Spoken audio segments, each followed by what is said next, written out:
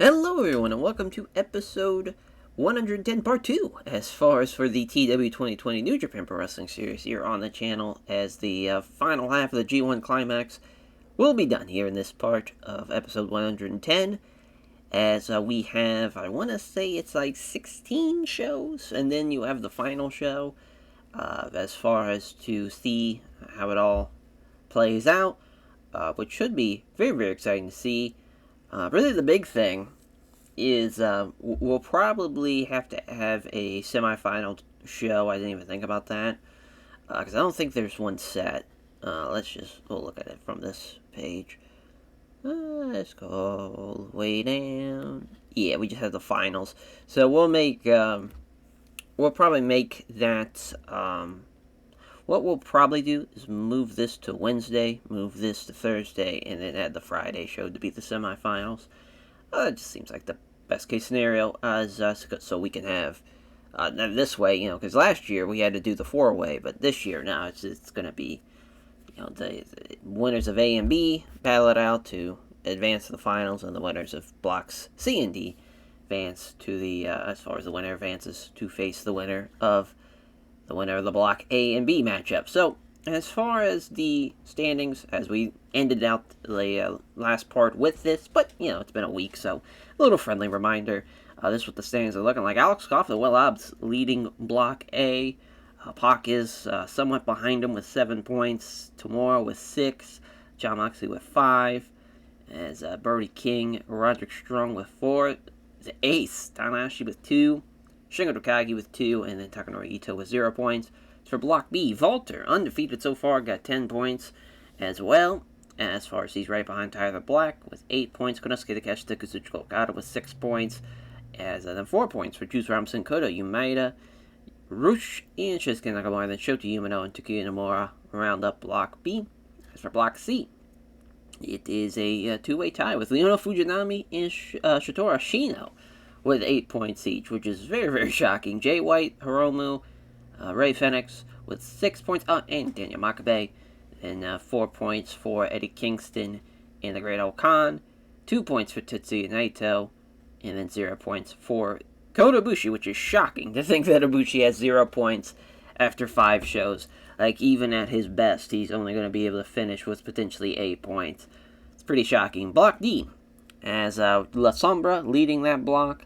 Then we have Sonata with 7, 6 for Evil, Ryu Lee, and Tetsuya Endo, 4 points for Miro, Jonathan Gresham, and Claudio Castagnoli, 2 points for Kenta, and also 3 points for Zack Sabre Jr. as far as with the one draw with him and Sonata. So Sonata's in a unique spot because he can either be 1 point behind Sombra as far as if Sombra and him kind of finish out with wins throughout the tournament, they will be 1 point behind as far as Sonata, so that would be a tough break to lose. But if he has a little luck on his side and he sees La Sombra lose, he also still has to, as far as he lost to him earlier in the tour. So as far as having a loss, there would suck to see as far as if eventually maybe he gets a draw down the line as well, and they end up tied in points. The tiebreaker win will go to La Sombra. So, it's not looking good for Sonata as far as he's going to need a little bit of help if he wants to win this block. As for La Sombra, he is in the driver's seat. There's nobody, as far as with Ryu Lee with 6, Indo with 6, and Evil at 6, but there's nobody tied with him right now. It's his block to lose. As we'll just hop right in to block, as far as day 21 here for Block A. As far as New Japan World, of course. See what the backstage incident is. It's Nakamura with passing on psychology tips to Moroka Takado. Nice. So, we have a fun main event. I mean, Will Hobbs and John Moxley at the first time meeting there. As far as Will Hobbs, John Moxley, this is a big time main event. And Will Hobbs is going to lose for the first time, losing to John Moxley. Listen, that's no bad guy to lose to for the first time in the tournament. But a great match there. That's a fun match. Those guys, as far as... They haven't really done anything in AEW as far as in real life. I feel like they'd have a fun match. Just because I think stylistically they could mesh pretty well. And as far as Hobbs, obviously with his size, can do a lot of power moves on the Moxley. Which Moxley's he wouldn't be a big dude kind of like, a decade ago or even 2 decades ago, but he obviously now, as far as he's one of the bigger guys on the roster, funny enough now, because just from a sheer size advantage, being 6'3", but that'd be a fun match. I'm parking Alex Coughlin. We'll go ahead and add this now because we also know that Alex Coughlin so far is undefeated, and he will lose here to Pac in 22 minutes. So there's a win for the U.S. champ. So both undefeated men losing out on the same night here for Block A. Tanahashi and Tamura will be our co-main. As Tanahashi, the ace, he will in fact beat Tamura. Big win for the ace here. So Tamura lost to him last year. Of course, Tanahashi beat him way back when this was kind of the last of his trial. Tamura, as far as his 5-match trial. Or did we do 7? I always forget. I think we did 7, and then we had Tanahashi and him ended out. Which he didn't go on excursion, but that was just kind of like, hey, this is, now he's going to be established as far as he's not going to be young lion anymore. So that's kind of cool. I think they've kind of come full circle here, just in a couple of, just 5 years' time. But a lot can change in those 5 years. But yeah, that's definitely going to be the co-main. Could be the main, but I just think Moxley and Hobbs is going to be the much better match. Brody King and Roger Strong, I believe that's the Steal of the Show matchup. It is. Just letting those guys beat the fuck out of each other for 12 minutes. As Roddy's going to get the win, too. So that's a nice win for the vet. As then, of course, Technical Masterclass matchup will be our last match. Shingo Takagi, Takanori Ito. Shingo's going to beat Takanori Ito. So still, Ito hasn't gotten a win yet. This is their first meeting as far as singles-wise. So we'll see how that plays out. Of course, we have to add an undercard match, which we will add as far as I think we're gonna go with. So, actually, I think we're gonna go with Fukuzawa. Well, I just use Fukuzawa. Yeah, Takagawa will use him. Trying to think of any other young lion we haven't used in a hot minute. Shozaki has been used in a couple of weeks. That might be one. So, Suzuki hasn't been used either. Yeah, we'll use Suzuki. Why not? For the actual team that's facing them, let's see. Let's think of Burberry Bob and Tomoya Tom Ford. Oh, why not? That works for me. Give Tom Ford a win to try to help get him out of the unimportant phase. It's very, very tough to get him out of that. I don't know what it is. Because he's just been battling that spot since he was in Chaos. So he's been kind of stuck in that spot for the past, maybe not 5 years, maybe about 3 or 4 years now. Robert King used too much. We'll have to, so I'm assuming he's got the main. Yep. Give that the red shoes. Alright. Let's see here. So you got the 15, 13. Yeah, it looks like 13's last time, the farthest time.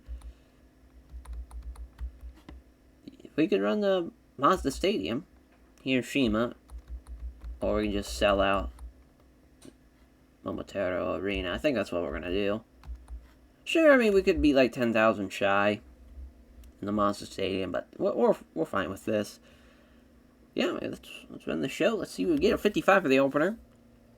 Burberry Baba, Tomoya Tom Ford, 55-56. Sakagawa with a 41, though. That's a good rating for a young lion. As he gets he ends up taking the loss here. Fortunately for him, as he loses the Brainbuster, 10-06 to Tomoya Tom Ford. It's the first contest here of the show for the blocks. Shingo Takagi beating Takanori Ito with the Made in Japan in 1946. Pretty close, performance-wise, 66-62. I could have went either way, to be honest. Broderick Strong beating Brody King with the Stronghold in 12-14. Yeah, I mean, a little better performance from him. Not bad at all. 92 from Pac and Coughlin, mainly because of Pac's 93. Shooting Star sent down from Pac getting the win over Alex Coughlin, and he stops that winning streak of his. 81 from Tanahashi and Tamura. They have great chemistry, so that's fun. But the High Fly Flow from Tanahashi beating Heiata Tamura in 27-16. How about that for the ace? Our main event, a 92, John Moxley, the Death Rider, over Will Hobbs. Fun match. Fun match. Good main event. We'll take the 92s for the main and co-main. Yeah, I mean, we'll just put over Moxley. Yeah, we'll put over... we put over Tamura last time. Yeah, we'll have to do Pac again, though. That's for sure. We'll go with Will Hobbs. Just double down on the main. Nice little start for the second part here. It's on to day 22. Alrighty, day 22. As far as a couple of backstage incidents, Takanoritos in fine form before the show, keeping everyone in a great mood with those hilarious road stories. Helped create a relaxed and happy atmosphere as Mizaki Fukuzawa was brought from Wrestler's Court. He was not during the Wrestler Rock Room for a night out. Come on, Fukuzawa. As far as Nakamura found him guilty and sentenced by drinks after Jesus, buy drinks after the show. Small positive impact for Fukuzawa's Kota Ibushi, passing on psychology tips to Hideo Oka. So, I mean, it's a really fun show. Of course, Okada and Takeshita will be the main. Tyler Black, Roosh, probably the co-main, which has a fun match. Stylistically, Roosh can really bring it to Tyler Black as far as bring a kind of more physical style out of him. I think it'd be a good match. Just trying to think. Yeah, we just ran day 30. So we're over here now at Hokkaido. I'd say I think there's the ice arena and there's the baseball stadium. We'll run the baseball stadium. It won't be a sellout, but 20,000 people. That's a good little number for me. But of course, a match that's been very much hyped for a couple of. Well, maybe not a couple of months, but solid month and a half probably. At this rate, Kazuchika Okada, Konosuke Takeshita will be a draw. Now, what's going to be fun is we're going to have these guys brawl after the bell. As far as they don't care if it's past 30, there's no, everyone going back to the locker room. After a hard-fought war, now those guys are brawling to the back. As we'll just put both men. Brawl to the back. Okada and Konosuke Takeshita, once they get into the kind of near the ramp in the backstage area, they start to get separated by even the locker room, by some of the the veteran talent, as far as like the agents and whatnot. It's going to be a lot of fun to see. As far as the aftermath of that, because it going 30, both men kind of was wanting to kind of show the other one, for Konosuke Takeshita, maybe a little, as far as getting a little too overzealous, a little too braggadocious, as far as maybe feeling himself a little too much, and then Okada's trying to bring him back down to reality, and, trying to tell him that he was in that same spot, that same mindset and mentality, and it got him success in the beginning, but as far as what he looks like in the aftermath of his, as far as looking back on his time, he rather, as far as be the respectful, reserved one, instead of the Rainmaker character. As far as Tyler Black and Roosh, 25-minute matchup, Tyler Black will get the win. First time meeting here. That'd be a fun match, though. Again, I really like that match, at least on paper. I'm trying to think what's going to be. Juice and Nakamura's probably... Oh, so the technical masterclass matchup. Alright, so Nakamura's going to get the win. 22 minutes over Juice. Funny enough, they've had a couple of matches. Juice beat him the first time they faced off here in New Japan. And on the G1 Climax last year. Later on, because he beat him, he gets a never play title matchup, which he lost. But 79 and 84 for those two matches last year. We'll see how they do this time around. I honestly thought this was going to be the technical masterclass matchup, so we'll see what it is. Oh, it's the Steal the Show matchup. It's Takuya Nomura. It will beat Kota Umeda. That's a huge win, and Umeda's going to be upset about it, but that's a nice win for Takuya Nomura. He needs it. He could use some big wins in Volta. We'll beat Shota Umino in 20 minutes. Tough break for the shooter, but as far as 2 points for Volta there. So again, we'll go with another Young Lion tag match to kick off the show. Yeah, we got Oleg and Oscar. We could use them. We'll use Katsuki Kitamura. Think of him and Alexander. We'll see how they do as a team. Have we done this before? I was thinking we had. No, we have not. As far as who gets the win, we'll give it to Kitamura. Pretty straightforward stuff there. Nothing too crazy. I just want to make sure, yeah, we picked New Japan World. Alright, let's run the show here. 58 for the opener. Boy, Katsuki Kitamura, you know, performance rating is just not going his way anymore. It sucks to think that, God, he would have now passed, let's see, 2026, if he had me, that'd be 4 or 5 years, you know, as far since he passed. Wild to think as far as him still not being with us. He gets to win the Boston Crab here, 9:35. But Alexander was the heavy lifter of this matchup. I wish he would have kind of clicked a little bit better than... it was weird because him coming in, I wanted him and Jarvis to be a nice little team, and they are a decent little team, but like kind of his ceiling, for some odd reason, it just it shouldn't be where it's at, where he's kind of in the lower, even opening matches most of the time. I thought he'd be, you know, someone that'd be a little bit higher on the card, but that's just me. Shinsuke Nakamura beats Drew Robinson here with the Samoan Driver, and in 21:38, that's a 76. It's a 79 for Takuya Nomura and Kota Umeda. My God, Takuya Nomura got outperformed. He gets him with the Dragon Suplex, though.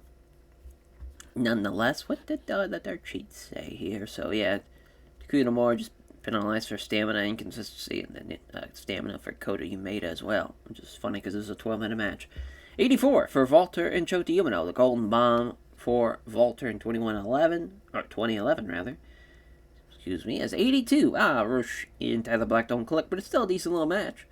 With an 82 is a curb stomp win for Tyler Black, getting the win in 25-22. And our main event is a 93 time limit draw, 1 point for each man, and they brawl it to the back, separated in the back. Fun, as far as adding a little bit of fire to it, as of course the heavyweight champion is got the big target on his back, but it's a little personal. It's not just about Okada wanting to be the heavyweight champion. It's more of trying to, kind of have somebody else learn from somebody else's mistakes, type of thing, and trying to be the veteran, and trying to really, having them, teach them to try to go on the right path, as far as trying to show them about, as far as ways of not to make the same mistakes that he did, more so than anything. But yeah, that was a really, really good show. Maybe not really, really good show. It was only at 89. Would have been better, obviously, if the co-main had not had negative chemistry, but we'll take that. As on to day 23. Alrighty, and so let's see, New Japan World. We got some backstage incidents as well. A lot of them, but mainly it's just as far as mentors passing on stuff to their proteges. Tanahashi's passing on selling tips to Shobo Takebo. Naito passing on psychology to Hiroshi Miyoshi. Satoshi Kojima passing on microphone work to Hayata Tamura, and Ishii passing on microphone work to Tomoya Tom Ford. As for this main event, it's got to be Rey Fenix and Hiromu Takahashi. That's a fun match we've done a couple of times now. Hiromu's going to beat him. That's a big win, first of all. As far as Hiromu and Rey Fenix actually had a match earlier this year for the first time, as far as the New Japan Cup this year. Which Hiromu, of course, ended up winning the as far as the whole thing there, as far as the 91 for him. And as far as, wait a minute, I think he won it all. No, that's right, Pac won it all. I was thinking he lost to Pac. Yeah, that's what it was. I don't know why I thought Hiromu won it that year, but Hiromu, New Japan Strong Champion as well, gets a nice little win. He's been losing a lot here in this block, so I'm glad we got to right that wrong. Jay White and Makabe is going to be the co-main, which is another really good match, and Makabe will be beating Jay White. Jay White beat him last year at the kickoff show of the G1 last year, so a little revenge for Makabe. Naito and Ibushi might go here, depending on, yep, and that's Ibushi's first points, which is insane, but he finally gets some points here. He beats Tetsuya Naito in 20 minutes. So Eddie Kingston Great Okan. This is the technical master, or not the technical masterclass, excuse me, the Steal the Show matchup. 7 minutes. Not giving them a whole lot of time, but they're going to beat the fuck out of each other from the fucking bell ringing to the bell ending, as far as ringing when the, ending the match. Bell to bell, they're going to be beating the fuck out of each other for 7 minutes. Khan's going to get the win there. As so it's a big 2 points for the Great Khan. Leona Fujinami, Shitora Shino. Shino's going to beat him in 26 minutes. Nice little performance from Shino, I'm assuming, there, and help carrying him to a really good contest. As for this one, yeah, I want to have Toru Fujiwara back out there. Maybe him and Doring. Yeah, I think that's what we'll do, him and Doring. Let's see here. Oh, I guess we could go with, just to make it a little bit different, we'll do Alexander and Jarvis. Since, we're doing a House of Torture United Empire match anyways. So 10 minutes. As Toru Sugiura, rather, will be beating Corey Jarvis. Should be a nice little tag match, though, hopefully. We shall see there. So we'll pick a venue. Once again, I believe, yeah, we're back up here. So yeah, we're going to run the Athletic Stadium again, which, yeah, seems to be what we usually run. Be about 6,000 shy of a sellout, but that's okay. That's a good number to be at when you're under kind of the 10,000 range of being close to a sellout. We'll take that every time. That's been the show, though. That's going to be a really good show. 69 for the opener. Sujor and Doring actually got outperformed. Jarvis and Alexander were the better team. Sujor gets the win over Jarvis. Yeah, I mean, this was a bad decision, probably on our part, but we wanted a House of Torture team get a win over United Empire, since, it's going to be, Makabe's going to be beating Jay White, so a little 50-50 booking there. 73 for Ashino and Fujinami. Shino's got that injury for one. Basically, this is the last time we'll see him with that injury. He'll be all healed up by the time we see him again next, so that's going to be nice. But he beats Leona Fujinami even with the injury. That was a big toll on him, too. So that's still a really, really impressive performance. 62 here from the Great Khan and Eddie Kingston. Of course, Khan's injury is a little worse for wear. But him and Kingston both had 58s, going to win either way, but gave it to the Great Khan. It's Kota Ibushi beating Tetsuya Naito. Yeah, Naito really off his game, and he was visibly tired towards the end. Yeah, I mean, the writing's on the wall for Tetsuya Naito. That is for sure. 79 for Jay White. Makabe. Makabe was a Makabe lock in 28-16 over Jay White. Nice win for Makabe, as he got the crowd hotter as well. Or it got the crowd hotter as well in the match. Surprised nothing was over an 80, especially that match. And a 93 here for our main event. As Hiromu beats Ray Phoenix. It's crazy Ray Phoenix was off his game, being at a 78. That's wild. But yeah, lack of psychology. Yeah, I mean, that's no surprise. It's two junior heavyweights that are wrestling in a kind of heavyweight setting and a style. But yeah, hell of a win for Hiromu Takahashi nonetheless, getting the win with a time bomb at 25-31 and having a great matchup to cap off the day. Yeah, that was definitely not as good as I thought it was going to be. Crazy that this tag match did better than the Kingston-Okan match, but yeah, it's injuries, people kind of getting older. Block C definitely has a couple of holes in it, but overall, it still is a very, very good block because of some of the top talent that they have, like Makabe and Ray Phoenix and Jay White and Shino when he's healthy, which we want to put over Shino. Yeah, as far as let's put over Kota Ibushi. Long time coming. He needs a win, and we're gonna give him a hug for it. Not bad at all. As yeah, on to day 24 now, as we just have 12 more block shows left. That's kind of crazy to think. So yeah, on to day 24. Alrighty, day 24. And of course, New Japan World. We got one backstage incident. Takanori Ito. He gave the locker room a lift when he invented a silly game, and it quickly became very popular backstage. Hell yeah. Well, I'm surprised this was as bad as it was. I guess this was, Joe Doring's kind of descending at that time. Kingston Alexander, I guess, didn't hit as well as I would have thought. And so overall, that's kind of shocking, to be honest. But, I mean, we have a hell of a main event here for this night. We could either go with Kenton, Ryu Lee, or Sombra and Zack Sabre Jr. We're going to probably go with the Zack Sabre Jr. La Sombra matchup, and Zack Sabre Jr. will be beating La Sombra. Very, very fun match there. Kenton Ryu Lee, though, is a banger and a half. Ryu Lee's going to get the win. Very, very fun match. I would have loved this match, if you take Kenta into a time machine and bring him back from mid-2000s, yellow and brown Trunks era. That would have been cool, but this will still work well here in TW because Kenta is performing at he's one of the best guys on the roster, so this should be a really, really good match. That's going to be a fun main and co-main. That's for sure. Sonata and Evil, which, of course, they have their history. Very much tag team partners at one time, and turned into rivals after Evil, of course, turned and joined the Dark Order. It's hard to believe they haven't had a match in a hot minute, though. They had a match at the G1 Climax, rather, a couple of years back, 2023. And other than that, they had the 2020 matches, but it's been a while. They are right now. They're 1-1-1 actually in the save as far as singles matches goes.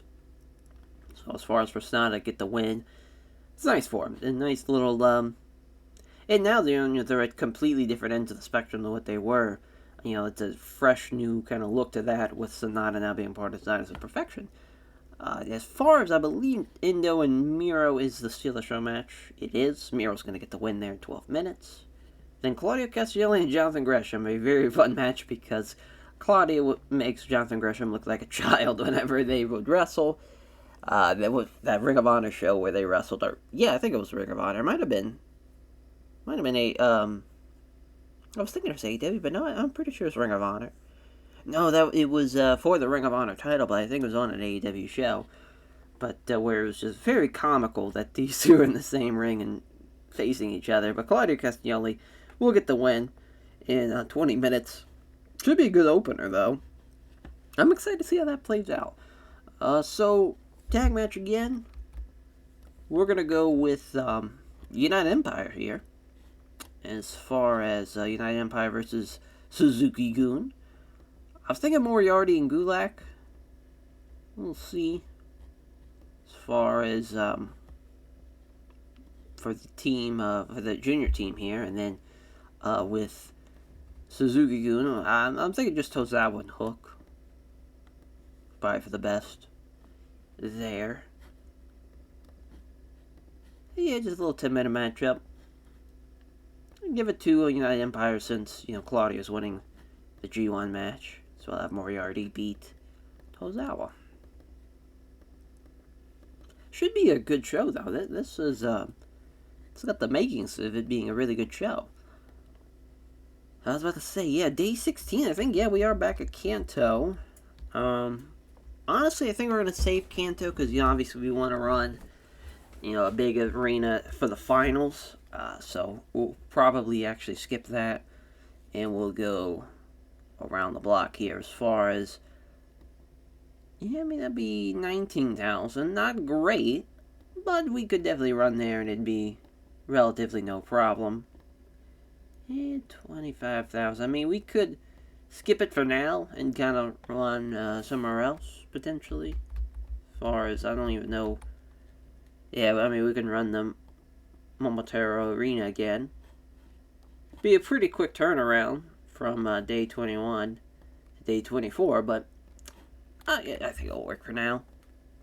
Be no problem. 79 now for the opening contest. Gulak and Moriarty, much better team here than Tozawa and Hook, as Tozawa losing to the joint custody in 10-21. But Moriarty, Hook doing very, very good. It's crazy. Lee Moriarty was off his game, and he still was the best guy in the match. 81 for Claudio Castagnoli and Jonathan Gresham. Gresham was much better, but Claudio gets the win, nonetheless, with a stretch muffler in 1953. As Claudio was really off his game. So a tough break there. An 80 for Tetsuya Endo and Miro. As Miro with the game over. It was kind of close, but, Zendo's, he was still off his game, and Miro, almost in the 80s here, gets to win the game over in 12:02, though. Fucking breaking us back and making him humble as a 77 here. Ooh, a grade 1 hamstring contusion. That is, he could probably finish out the tour with it, but that's not great, though. A contusion like that on your hamstring, kind of your quad area, the back of your thigh, that would suck. That would definitely suck. He gets the win, though, with the Sonata lock, even with this contusion. And, he gets the win in 22-12. So the Intercontinental and Heavyweight Champion. Still trying to get that, the winning that G1 would be very, very massive. But now this injury is definitely going to throw a wrinkle on that plan. And 89 here for Ryu Lee and Kento. Fun match here, 25-46 as Ryu Lee gets the win. Lack of psychology here. I had a feeling that was going to happen, but got the crowd hotter, though, for our main event, which is a 99. Holy shit, as Zack Sabre Jr. and La Sombra almost go the distance. Just a couple of seconds shy, almost 30 seconds shy, hitting the buzzer there for the time limit draw. But Zack pulls out the victory with a European clutch, too. Very, very fun match. This would be a lot of fun. Technically sound, both men. Sommer can kind of add a little bit of sizzle as far as being able to use his speed and use a lot of his strengths, kind of like the, with the running knees in the corner, and he's able to kind of use the strikes to his advantage as well. And then Zack would look to, keep the match on the ground. Very much would like to see this. This would have been a fun match to see just from a psychology perspective, if it ever happens in real life. Doubt it will. But 95, though, for the overall show, not bad at all, especially for that 99 main event, though. Jesus, Murphy. We figured it was going to be good. Didn't know it was going to be that good. So yeah, we'll definitely praise those guys. And praise Ryu Lee as well. Really, it's been fantastic to see how Block D has done. There's a lot of talented motherfuckers there. As far as now going into, basically, with we'll have, go into day 25 next, but we're getting closer and closer to the single digits of how many days are left in the tournament. Very, very fun to see how it all will play out. I think we'll take a look at the standings. Probably. That's a good question. Maybe after day 28, maybe after day 32, just kind of depends. But, we'll probably look at it after day 28. As, on to day 25, we go. Alrighty, day 25. So we got a couple of backstage incidents. Corey Oslin, Brighton Bay backstage doing several funny cartoon drawings. Some of his colleagues. Kyle O'Reilly, brought pizza for the locker room. Oh, man, we just have a bunch of teenage boys in the back as far as people getting excited for some pizza. Jesus, we're paying some guys a couple $100,000 a month that you think they would be able to afford their own pizza. But Nakamura passing on tips of microphone work to his protege, Noria Takagawa. And then, as far as Nakamura passing on psychology to Moroka Takato as well. So we're back to Block A. The two leaders of the block here battling it out, Alex Hoff and Will Hobbs, as Hobbs is going to get the win. Giving him, 16 minutes is interesting. I can see why I probably capped it at 16, but we're going to give it just a little bit more time. Give him at least 20 there. But the main event, though, will be Pac and Tamura. And, hey, Tamura will be beating Pac. That is huge. So, first time meeting here between these two men. As far as the strength, the size, Tamura, too much for Pac here. Getting the win is Tamura, and he beats the U.S. champion, too, so he'll get a future U.S. title matchup. I'm trying to think what's going to be the technical masterclass to steal the show match. Alright, so this steal the show match. Brody King's going to beat the Ace, the big scary guy Jin, running through Tanahashi. Makes sense. Moxley and Shingo, this is a fun match, though. As far as I think this happened at Dragon Gate USA, if I remember correctly, as I know Moxley and I thought Moxley and Danielson had a match at Dragon Gate USA, but maybe it's also Shingo and Danielson I'm thinking of. But either way, Shingo and Moxley, very, very fun match here. Moxley's going to get the win in 27 minutes. This will be the co-main. And of course, Takanori Ito and Roderick Strong is the technical masterclass matchup. And Takanori Ito gets his first win in the tournament, beating Roger Strong, who's unhappy about that. Yeah, I could see why. So, for the opening contest here, we're going to have Kyle O'Reilly. As far as we haven't used him, well, I'm surprised we used him back in July. I don't even remember that. I think it was a multi-man match. I think we used him, Show, and yeah, that's probably what we did, and Garcia. But we'll have him take on a young lion. I'm trying to think which one. Let's see, we got Yoritoki. Yeah, we can really... Yeah, we'll just use Shozaki here. O'Reilly, of course, will be getting the victory. Really no surprise. But yeah, just a solid, all singles matches, which is pretty rare. We try to keep that, as far as not doing that so much. So yeah, I think we have to go with, we could go day 17. Yeah, we'll run the old Green Dome, 20,000 on hand. That works for me. Let's run it. So 55 for the opener, not great. And so O'Reilly with the Brainbuster. Figured he wasn't going to be really off his game here, but he was, so doesn't turn out to be a good little match. Luckily, the next match, goes over, it was a good little, had good heat, decent wrestling as far as German suplex hold for Takanori Ito getting the win over Roderick Strong. Big upset. Maybe not big, it was only 12 points better than him, but still, his first points of the tournament. It's a big moment for him. Oh, we got a strain, pectoral on the major tendon for the ace here. That is not good at all. A strained pectoral muscle has got to suck, especially on the major tendon. Brody's going to win the Gonzo Bomb. He was really off his game, so Tom actually outperformed him too. That would suck if the ace can't even finish out his last tournament because of an injury. That would blow. 79 here for Will Hobbs and Alex Coughlin. Hobbs with the order of business over Alex Coughlin in 1940. Great performance from Hobbs, though. He's doing quite nicely with that 81. Good win there. Moxley beats Shingo Takagi with the Death Rider in 26:45. A 90, though. That's a really good match. Fun to see this do well. It's a 98, my God, for our main event. As tomorrow with the Jackhammer over Pac in 28:07. Hell of a win for Tamura. Hell of a performance from Pac all around. What a show.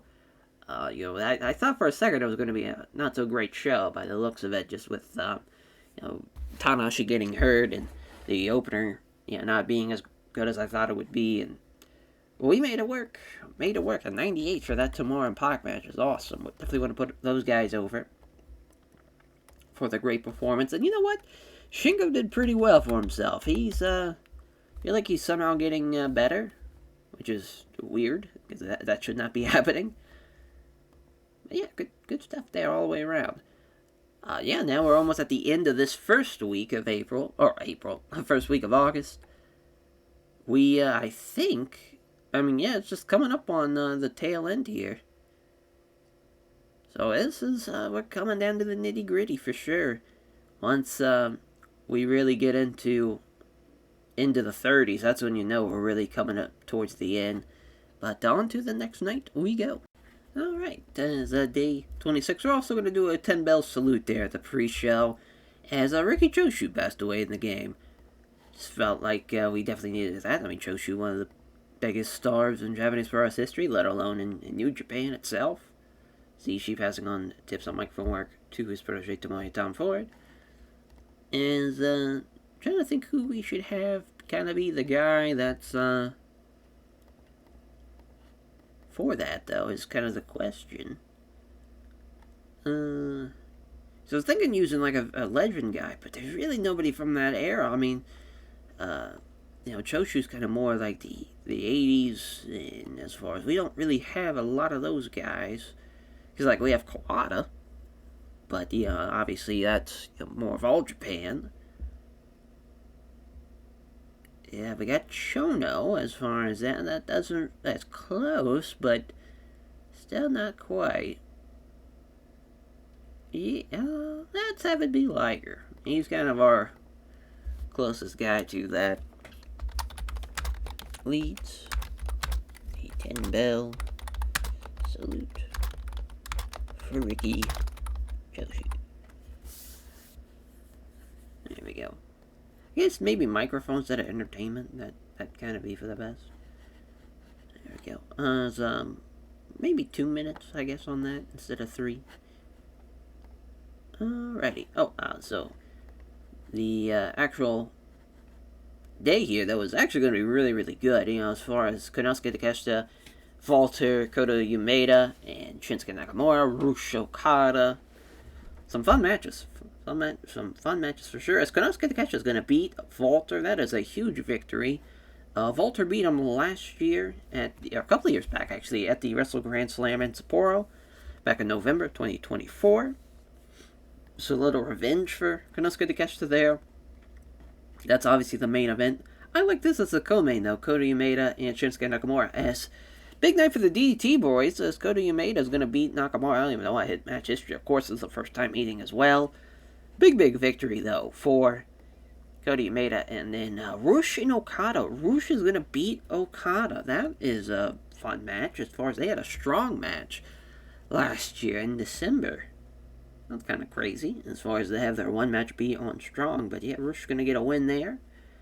So that will mean, I'm assuming the Steel of the Show match is this. Oh, I guess not. It's Tyler Black and Tuki Moore in a regular old match here. Yeah, we'll give him a little bit more time, 20 more minutes. Tyler Black's going to get the win, and then that will mean this is the Steel of the Show match. If it is Juice and Shota Umino, as Juice is going to beat the Shooter in 12 minutes.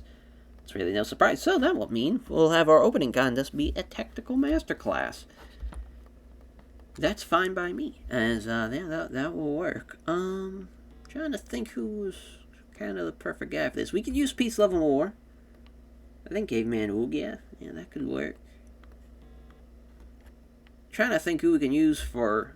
We can't really use anybody, unfortunately, for the Task Force Death Team. So we can't use them. So maybe we won't use them. Trying to think. Actually, we'll go Bomb Squad versus... yeah, so we'll do Del Sol. Trying to think if Demonic Bombo would be a good... Yeah, probably not. I figured not. Yeah, we could use Kawato. No, never mind. There's really nobody that kind of fits that in Bomb Squad, really enough. Yeah, so, I mean, we got Samurai Del Sol, but we don't have really anybody else that will do well as far as technically. So, I mean, Bombo will probably be, high 50s, low 60s.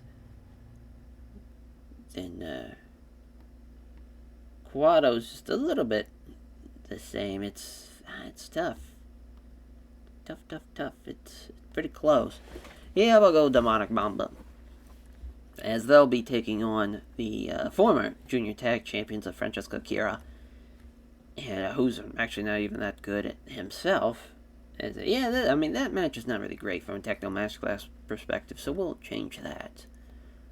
Trying to think. Oh yeah, we could use Kelly and Shelly and Kushida and just combine their names as far as the Time Splitters. I'm trying to think what team they should face. I guess we don't even have to go with a male group. I guess we can go with some female talent. Yeah, let's see, Ashley Flair, BB Crawford. Let's see here.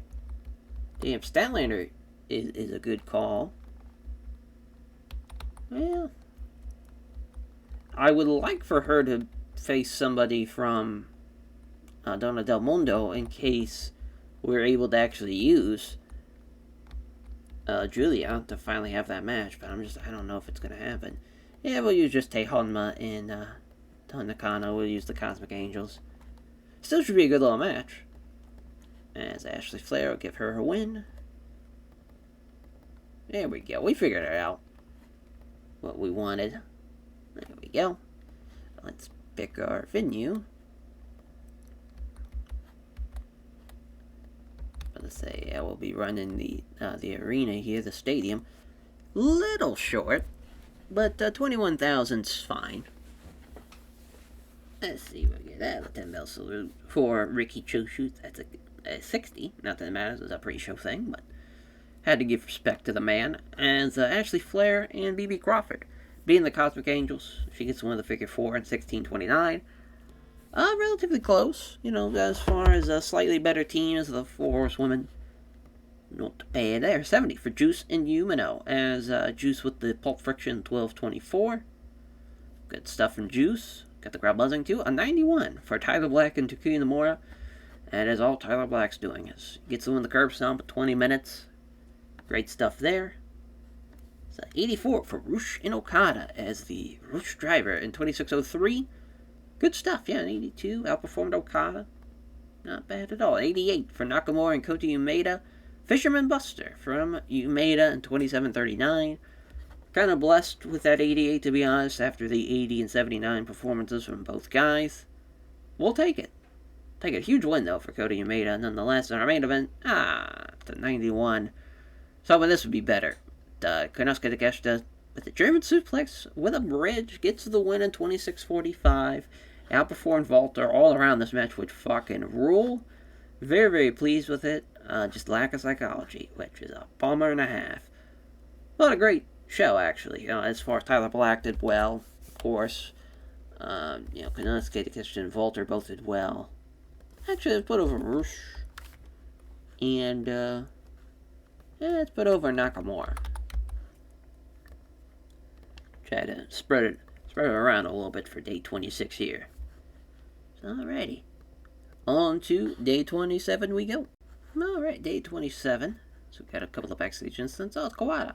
As he brightened the mood backstage after doing several funny cartoon drawings of some of his colleagues. How about that? As Tetsuya Naito passing on tips on psychology to Hiroshi Miyoshi, and then Ishii's passing on microphone work to Tomoya on board. Alright, so yeah, for this main event, I think it's pretty clear. Makabe, Rey Fenix, gonna be a banger. As, again, two juniors that have been elevated to the heavyweight scene. And Rey Fenix is going to beat him here in 28 minutes. I think they've had...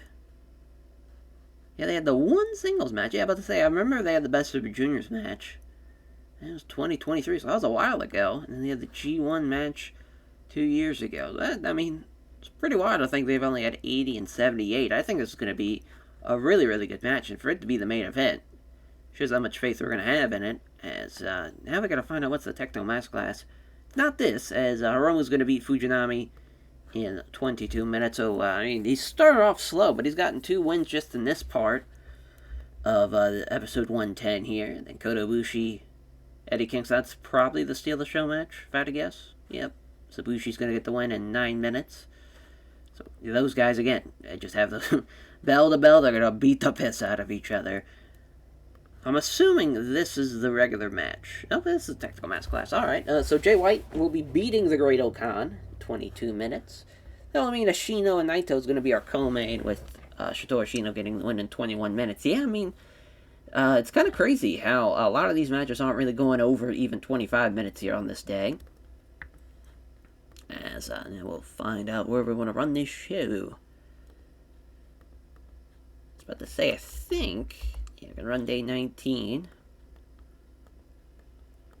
Yeah, we just have the, Oh, that's right. Yeah, we can either completely not even come close to the...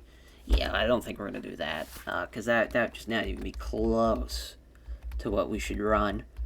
But we could have 4,000 here at the Matsuyama City General Community Center. Yeah, we'll run here, actually. Sure, it's a little bit on the smaller side, but... For this show, I think it's kind of worth it. So another tag match. Let's see.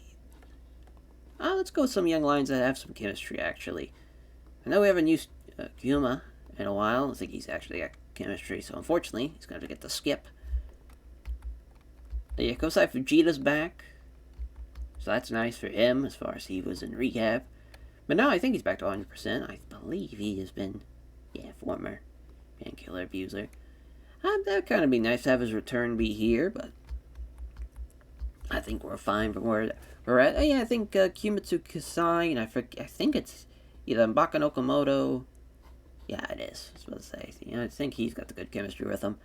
We'll use those two. We haven't used Hideo Oka either. Well, I guess we used him back in July. week 3. So yeah. Thinking maybe Drew Parker and Taiji Shimori. That's what I was thinking. Yeah, we'll do that.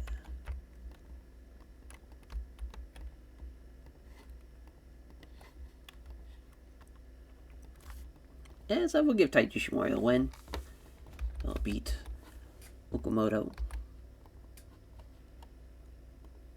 Yeah, I mean, obviously a bit of a step down compared to our previous show, but I think if as long as the main event delivers, it should be fine. We'll see. 68 though for this match actually went a lot better than expected. Ishimori the Bloody Dragon over Bakken Okamoto in 1021. He's still doing really well for somebody that's in his mid 40s and has had the miles he's had. That's not bad at all. An 80 for Okan and Jay White. Oh, they have great chemistry. So yeah, Okan's injury will be healed up by the time we see him again. So that's going to be nice. So that's just going to be a positive for this block. You know, Block C needs it. They've been struggling a little bit. And there's a 70 here for Kingston and Ibushi, which is kind of wild. We only got a 70 out of this, but we'll take it as Ibushi with the Phoenix Splash in 9 minutes over Eddie Kingston. 86 for Shotaro Ashino and Tetsuya Naito. Even though Naito is just hanging on by a thread to these 20-minute matches, he's able to get carried here by Ashino with the ankle hold. 84, wow. As I definitely thought this would have been better than the previous matches. Triangle choke, though, for Hiromu Takahashi of Leono Fujinami. It's our main event. 83. Lack of psychology there. Both men get 90s, but just it does not hit as well as I would have hoped. It's a meteor for Ray Phoenix over Daniel Makabe in 27-34. Man, that's tough. So our first and probably only non-blue fucking show took 27 days, but we got it. As Hiromu, Shino, better say, yeah, Ray Phoenix. Why not? Yeah, that's kind of the thing with Block C. They have so many juniors that have moved up to heavyweight that a lot of them in that block just don't have the psychology for it to really work in a big kind of main event setting, but we'll take it. And as far as at least nobody's gotten seriously hurt this tournament, that's kind of been the big thing. That run 27 days, and most of them have been working, twice a week, working a pretty hard schedule, as far as from that perspective, and no one's gotten seriously hurt. They've gotten banged up, that's for sure, but no one has gotten to the point where they had to drop out of the tournament, so that's just been a blessing. And yeah, I mean, we're coming up on the 30s. We'll be there before you know it. As on to day 28 we go.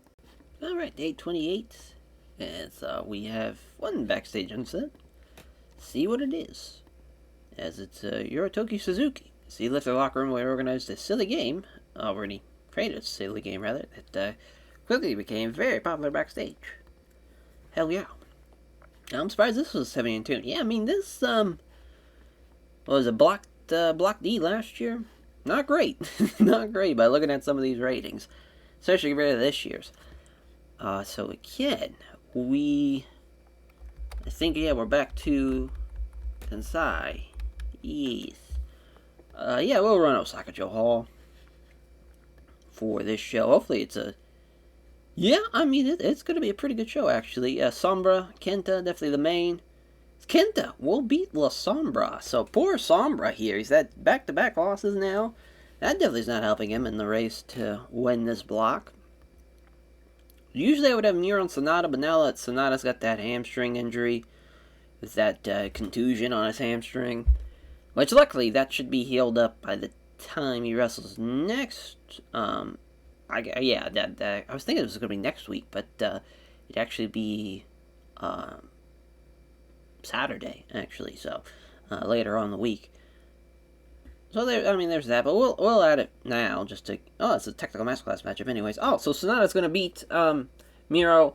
I forgot about this. So we're gonna have Tai Chi interfere, and so he's gonna hit him with a mic stand, back of the head type of deal. Sonata, chokes him out with the Sonata lock. Even though he's been knocked unconscious.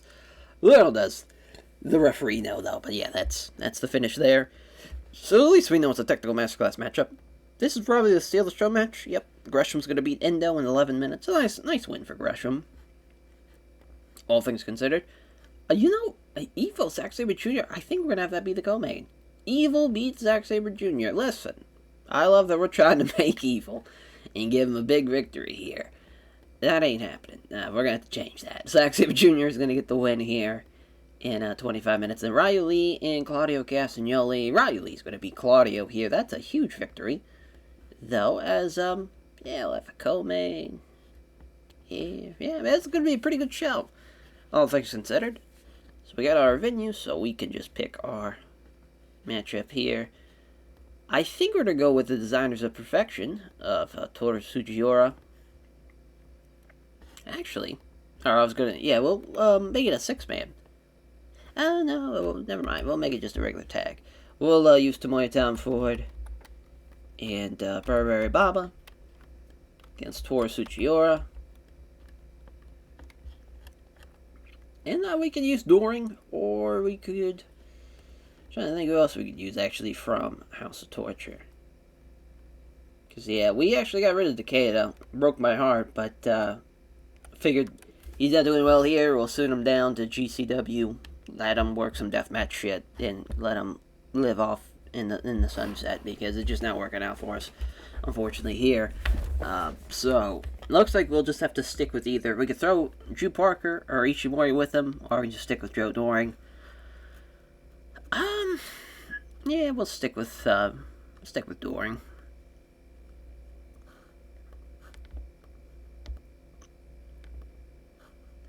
And to give Sugiura a win, he's gonna beat Burberry Baba.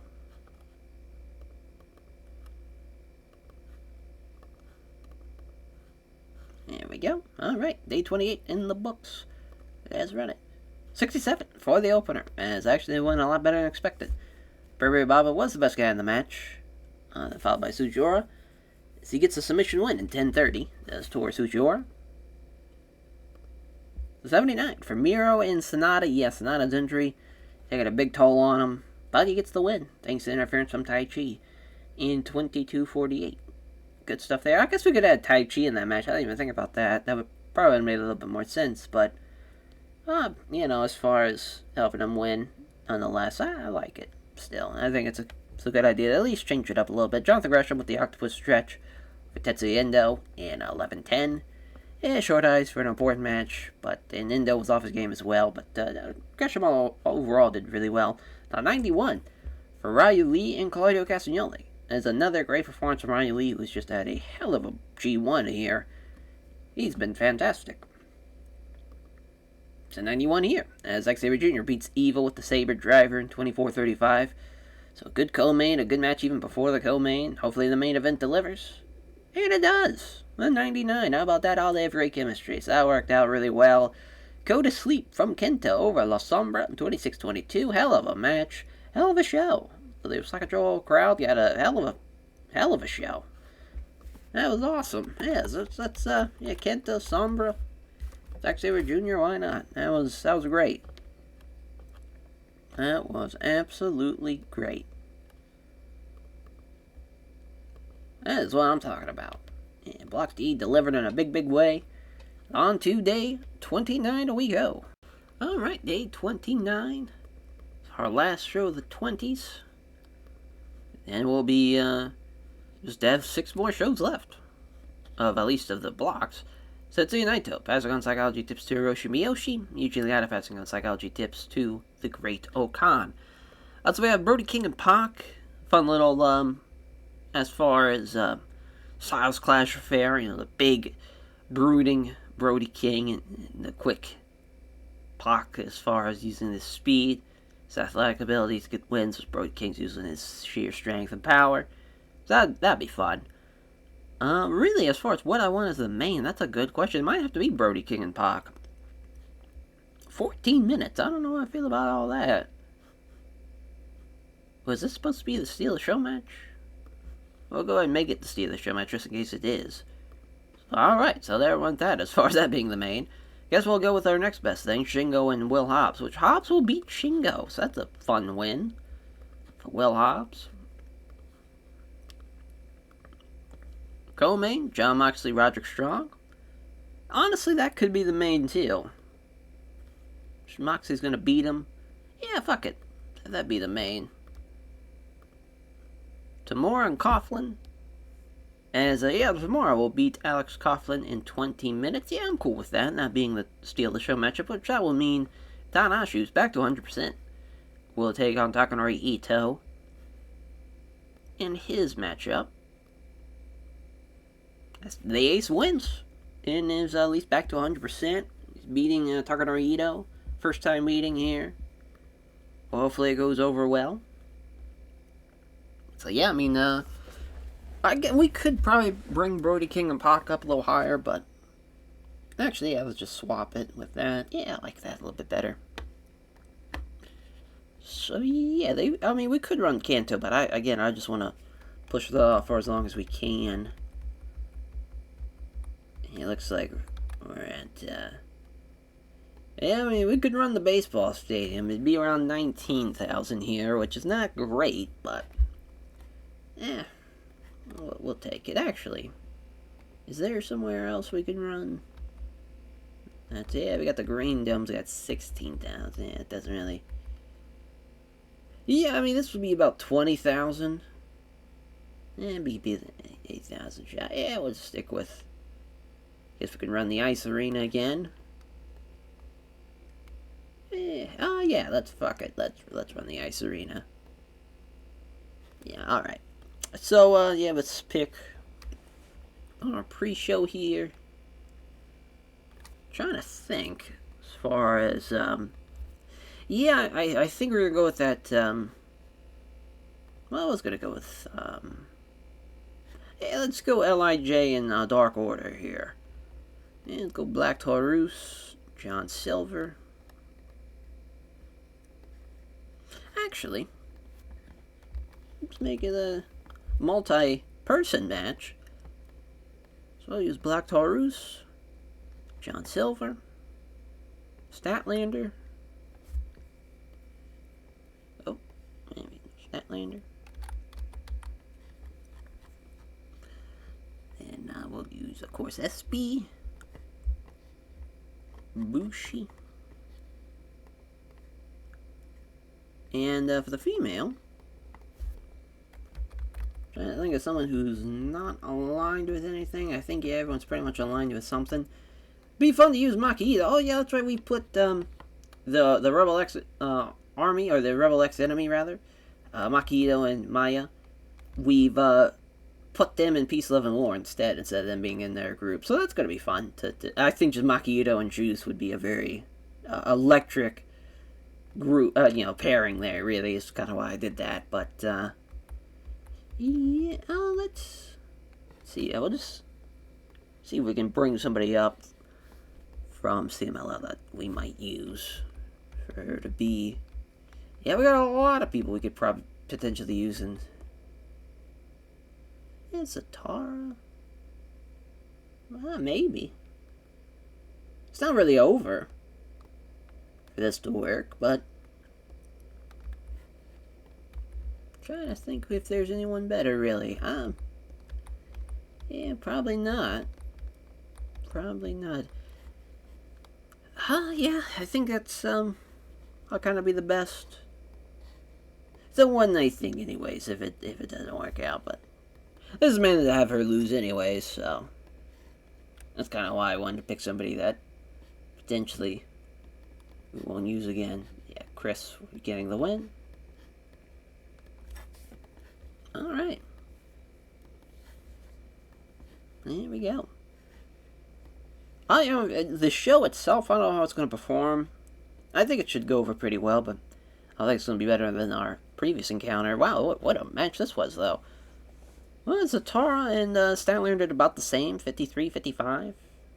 Area 451 for Statlander over Zataria, 10-22. And Bushi, best guy in the match, which is insane. Think of the amount of talent in that match. So Tanahashi beats Takanori Ito with the high fly flow. Gets the win in 1944. 70-17 for Tamura and Alex Coughlin. As Tamura with the jackhammer. 1954, big win for Tamura. It's an 80 for Pac and Brody King. Yeah, got capped because of the match being too short. I'm cool with it still being the Steal the Show matchup. It's an 82 for Shingo and Will Hobbs. It's Will Hobbs with the order of business. 25-11 over Shingo Takagi. It's a 92. Shocking. As Death Rider from Jon Moxley over Roderick Strong. I'm surprised I even came close to a 90, let alone a 92. Good shit. Good shit. Yeah, very out crowd. Hell yeah. I'll gladly take that.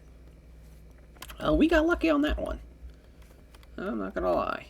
So yeah, we'll put over Roddy and Jon Moxley for that main event. And, we put over Will Hobbs last time. We're good. Will Hobbs could always use some praise. Fucking powerhouse Hobbs. Hell yeah. And plus, both, Dark Order matches, they won. So, shout out Dark Order. Looking strong. Yeah, now we're into the 30s.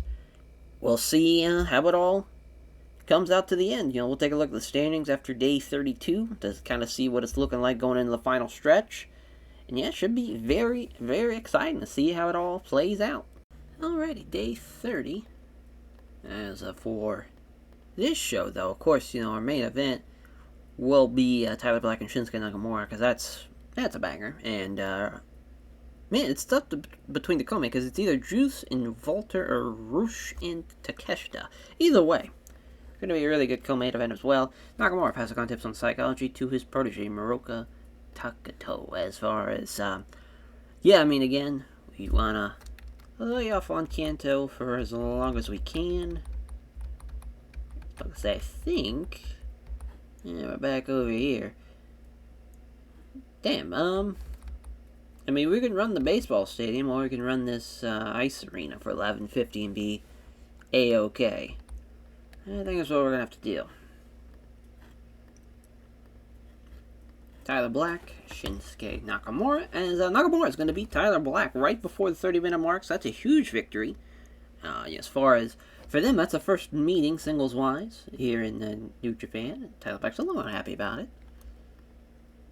Oh, yeah, Rush and Konosuke Takeshita, though, I think we're going to have this be the co-main. I think that's the better call. Takeshita's going to win over Rush. Another first-time meeting in the save, singles-wise. That's going to be fun. Juice and Volter. Volter will beat Juice. So that's a big win. Kazuchika Okada and Takuya Nomura is the technical masterclass matchup, which Okada will win. Then Kota Umeda and Shota Umino, as Umeda will beat the Shooter in 11 minutes. So as far as a lot of first-time matches, I think the only rematch is probably either this. Oh, no, that's a first-time meeting, too. I don't think we checked on Juice and Volter. Yeah, that's... Oh, wow, that's a rematch from Royal Quest. Which, of course, Volter retained his Intercontinental title. But, yeah, that's wild to think out of those matches. Only one is a rematch. So as far as for this card, as far as the opening contest, we are going to see... So it's tough because Daichi Hashimoto, he's going to defend his title against Francesca Akira at the finals. So, would love to build up to that. Unfortunately, though, I don't know who should or who could team with Hashimoto. We could use Kushida. Yeah, we'll just do that. Just kind of, as far as kind of our next best option. But, of course, they'll take on Airbender and Akira. So we're going to have Akira beat Kushida, which also, Kushida was the last guy to have his successful defense. We're going to give him a lot of time, too. Can give him 20 minutes. Kushida. Francesca Akira. Should be a good little match. See how it runs here for day 30. It's an 83 for Francesca Akira and Erihiro del Airbender, as Hashimoto and Kushida lose. Kushida the 66, that makes sense. At this point, he's definitely, the veteran of the junior division. The Utaka for Francesca Akira over Kushida. 1946. 78 for Okada and Takuya Nomura as a Haju Bomb for Okada in 1953. So Okada outperformed Takuya Nomura there. Fisherman Buster from Kota Umeda. They have great chemistry, so that's nice to know in the future. But, Shota Umino off his game. Really off his game, actually. But I got the crowd buzzing somehow. And it gets an 80. It's 85 for Volter and Juice Robinson. Only a point difference. That's very impressive. Shout out Juice. Shout out Walter. Good shit. Golden Bomb, though, for Walter. Gets the win there.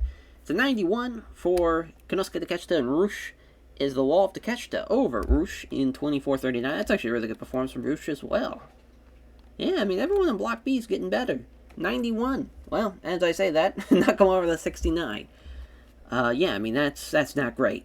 Especially for a main event win. But he beats Tyler Black with the triangle choke in 29-10, too. Oh, that'd be kind of, as far as a triangle choke, maybe it goes for God's Last Gift. Nakamura pulls guard out of it and ends up, hooking in a triangle choke. That'd be cool. Maybe, Nakamura rolls out of the way of a curb stomp and he does a flying, triangle choke like he used to do. That also could be cool. Either way, I got a 90, so shout out that. Yeah, we'll put over Tyler Black. I mean, he was a little unhappy about putting him over. I can see why now looking at those ratings. Konosuke Takeshita, again, being the man. And now let's put over Juice. Shout out Juice. Hell yeah. Yeah, day 30 in the books. On to day 31. Then after day 32, we'll take a look at the standings and see what the tournament is looking like going into the final shows for each block. And we're at the home stretch now, so it's going to be exciting to see how it all plays out. Alrighty, day 32, as we'll see what we got here for this show. I mean, Hiromu Naito, obviously, the history there, I would normally put that as a main, but just Naito can't do it anymore. It's, that ship has sailed. As far as probably Jay White and Ibushi, funny enough, as, that makes... I mean, we haven't done that match in a hot minute. I'm trying to remember when this the last time we had that match, to be honest. But Satoshi Kojima is passing on microphone work to Heiara Tamura, and Tomoe Ishii doing the same thing to Tomoya Danfor. Alrighty, so... yeah, I think we can run Chubu. Yeah, the Athletic Stadium should do just nicely. Yeah, 23,000. So yeah, Jay White, Kota Ibushi, our main event. Ibushi going to beat Jay White there, which is great to see. Yeah, we did that at night on the G1 Climax 2024. We did that at the 2023 one. So the past couple of years, besides 2025, we've had G1 matches. Looks like as far as, then they had the 2020 G1 matches and the Power Struggle match as well. Which I believe that was for the briefcase. If I remember correctly. But yeah, I mean, that's pretty wild. Jay White's won most of them. Or rather, Kota Ibushi's won most of them. So Jay White's only won 2. Whereas Ibushi's won the 3, now the 4 with this one. It should be a good main event. Kingston and Ishiro, that's probably the steal. Oh no, it's a regular matchup. And Kingston beats Shitoro Ashino. How about that? Talk about an upset. That is massive. Wow. Yeah, Kingston's going to struggle, but we'll keep it as the co-main for now. Yeah, Hiromu and Naito. Naito beats Hiromu. Holy shit. This is just the night of upsets. So yeah, obviously their last matchup was the final singles match. Way down here. Yeah, so that was at the Wrestling Dutaku show earlier this year. That was thought to be the end of the Bomb Squad, LIJ. But of course, they get in the same block, and we get this match here. But Naito beats him. That is crazy. What a win. So, as far as... I don't know what's going to be the Steelers show matchup. I guess this is... yeah, Ray Fenix, Leona Fujinami. Ray Fenix getting the win there in 12 minutes. Then Okan and Makabe, the two United Empire members, battling it out. Okan earlier this year beat him during the New Japan Cup. Makabe beat him last year during the G1, so they're 1-1 in a singles contest. A little trilogy matchup with Makabe getting the win here. So, for the women's title match, I want it to be Julia and Flair. I need that match. It's just, they've been very stingy about letting Julia come back over. So we've just been kind of patiently waiting. So I can't really build up to anything with it. I think we're just going to have a normal singles matchup, but it's going to be, a Young Lion matchup. I'm trying to think who we should use. Yeah, we haven't used Hidaka in a while. He could use it anyway. His popularity's still in the red. So is Fukuzawa, actually. Yeah, let's use both of them.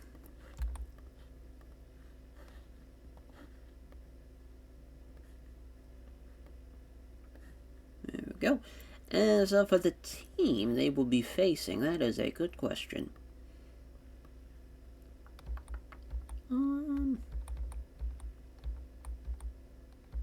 Yeah, we'll use Top Flight. Why not?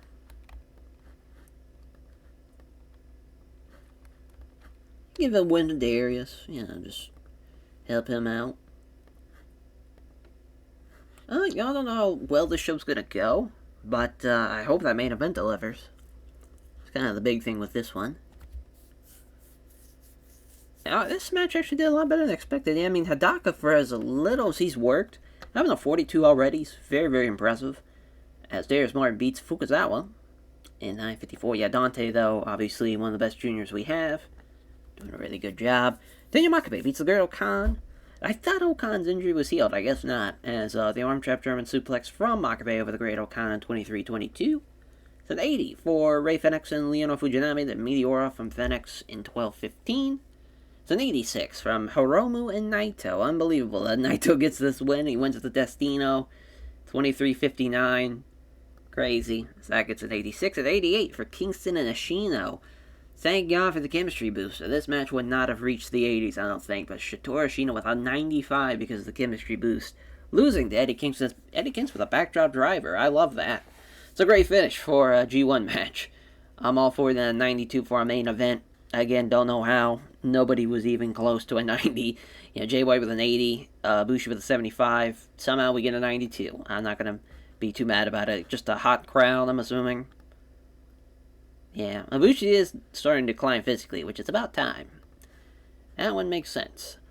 But a 90 for the show rating. Unbelievable, to be honest. I mean, we want to put over the guys that we're losing tonight. So Ashino and Hiromu. They did great. Now I'm going to give some love to Dante Martin. He's, I mean, God, he is still not even... I think, what, he's got to be 24, 25? Like, he's still super young. Even at this point, it's just a very crazy thing. Because, yeah, we just have, one more Block D show. We'll take a look at the standings, see if it all is shaping up. And then they'll go into the actual final shows, days 33 through 36. We'll see how it all will be playing out as far as at the semifinals, and then eventually who's going on to the finals. So it's coming down to the end. Alright, day 32, as we got some backstage incidents, a lot of them actually. This Naito passing on tips on psychology to Hiroshi Miyoshi, Kojima, and Tamura here. So Kojima passing on microphone work to Tamura. Ishii and Tomoya Tom Ford as he's passing on microphone work to Tomoya Tom Ford. And then Ibushi and Hideo Oka as he's passing on selling tips to Hideo Oka. Wow, rounds that out. So, to kind of see what's going on going into the final shows, run through this real quick as far as what's going to be the main. Probably Sonata and Gresham. Yeah, as far as Sonata's going to get the win there in 26 minutes. Claudio and Kenta can be the co-main. Oh, never mind. It's a Steal the Show matchup. Alright. So, Kenta will get the Steal the Show victory over Claudio Castagnoli. So it's a big one, though, for him nonetheless. Zack Sabre Jr. and Miro could be the co-main. I just now saw that. Zack's going to beat him, too. So that's a big win for Zack Sabre Jr. Evil La Sombra. Technical Masterclass matchup. Sombra's going to beat him. And then Ryu Lee, Tetsuya Endo, which Tetsuya Endo is going to beat Ryu Lee. Talk about a major, major upset here.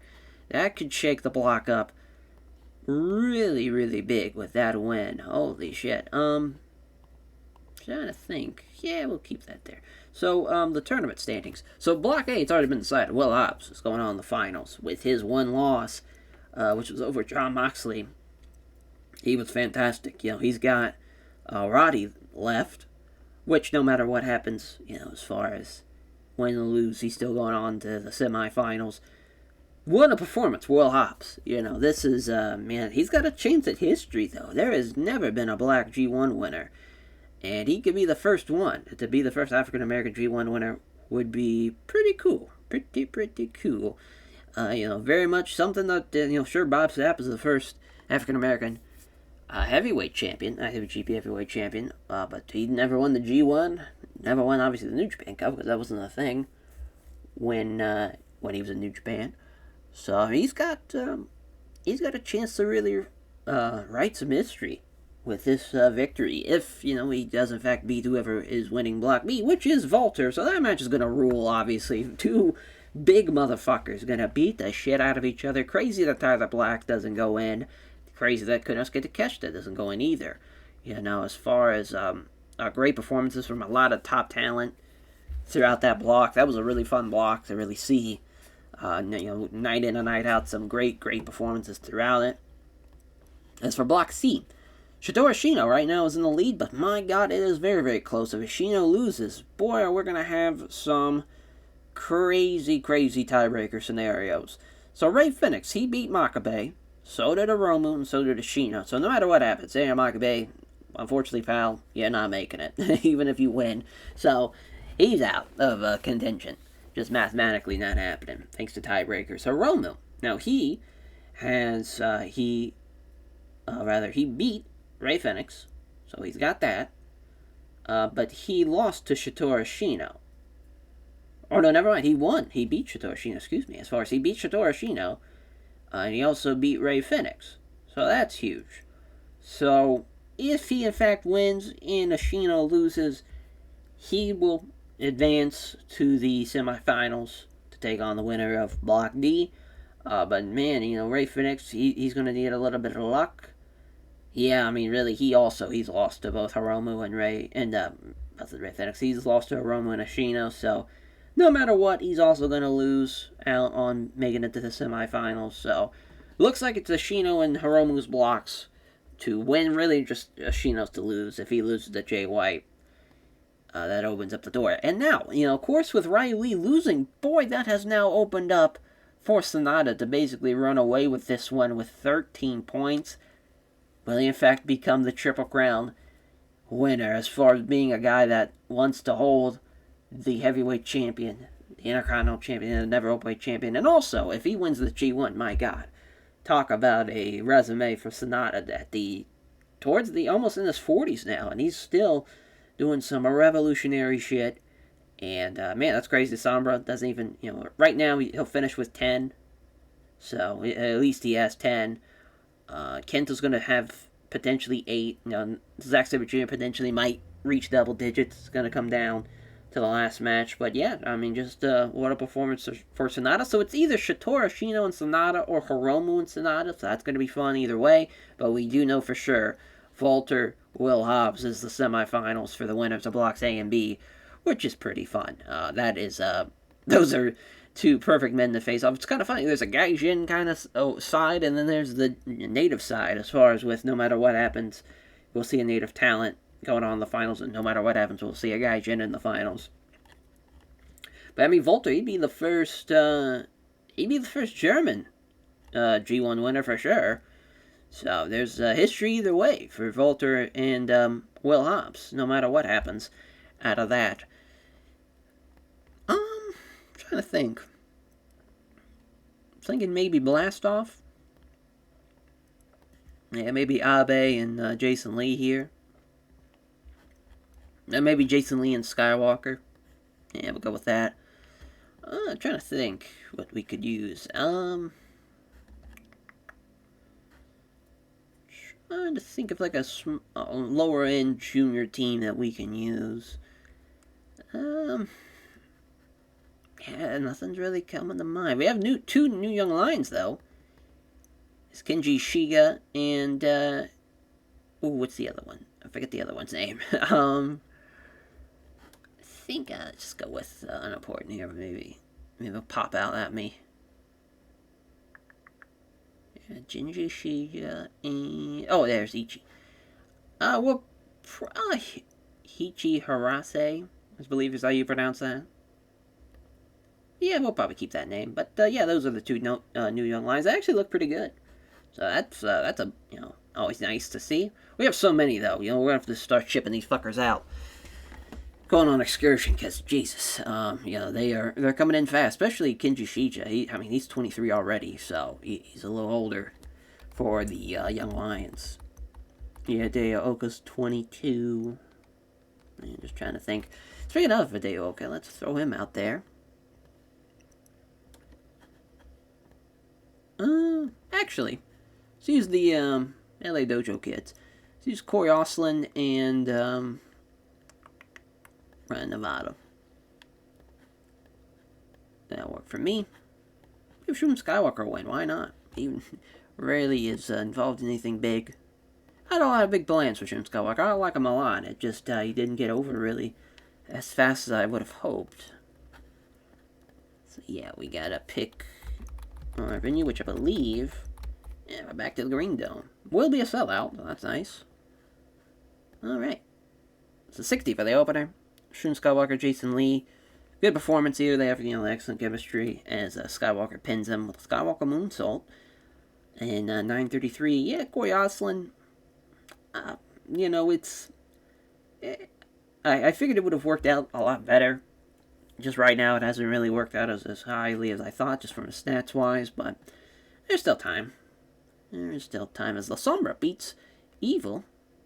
Brilliante Driver in 1940. Good win for La Sombra. So he gets an 80 and 80 here for Kenta and Claudio Castagnoli. Kenta with a go to sleep over Claudio. It's crazy that Kenta is so much better than Claudio here when they're like around the same age. And I would say if I had a crystal ball and to predict who would be the better performer in 2026, I would probably throw my money on Claudio, but that's just me. Ooh, chronic knee pain for Ryu Lee, so that sucks. What a tough break for him. He had a hell of a G1 though. Don't want to get that twisted. Hopefully the knee pain will kind of heal up by the time we get into September, October, November, around that time, but it's a tough injury. Tough injury there to get the chronic knee pain. And it's Endo who caused it, so just great. And our our co-main event, Zack Sabre Jr. beats Miro with the Article 50 in 25-36. Great win there. I'm surprised they had a lack of psychology there, but got the crowd hotter though. So our main event's on 87. Gresham outperformed him. Sonata gets the Sonata lock victory though in 25-38. And what a win for Sonata. That is great stuff there for him. Yeah, we're going to put him over, put over Zach. And, Ryu Lee. Give him a hug. Tough break on the injury, pal.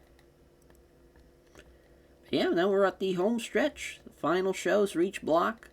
33 through 36. Let's run it. Alright, as we march towards the end of the tournament here for the G1 Climax 36th, the 2026 G1 Climax, it will come to a head here as we know who's already winning blocks A and B.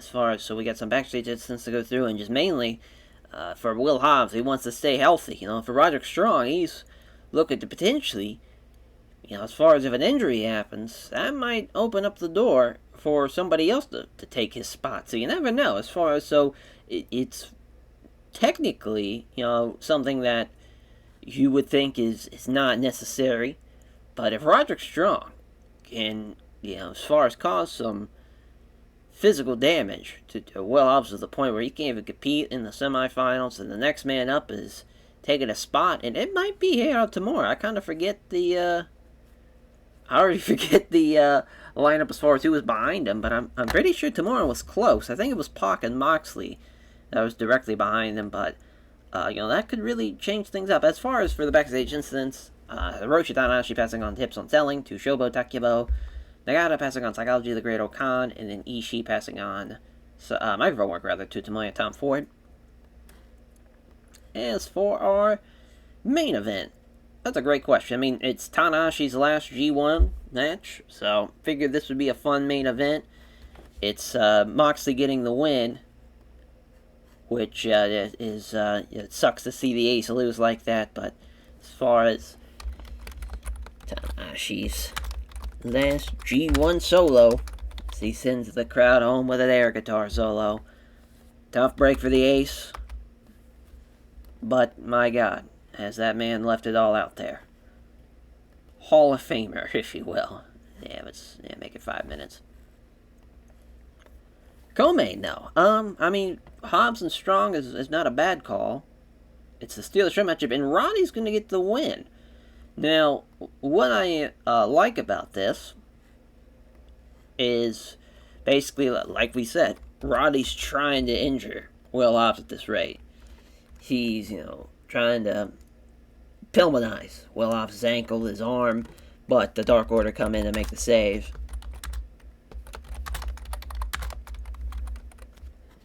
So as far as, like Bryan Danielson's out there, he's, ordering Roddy, he's giving him the chair.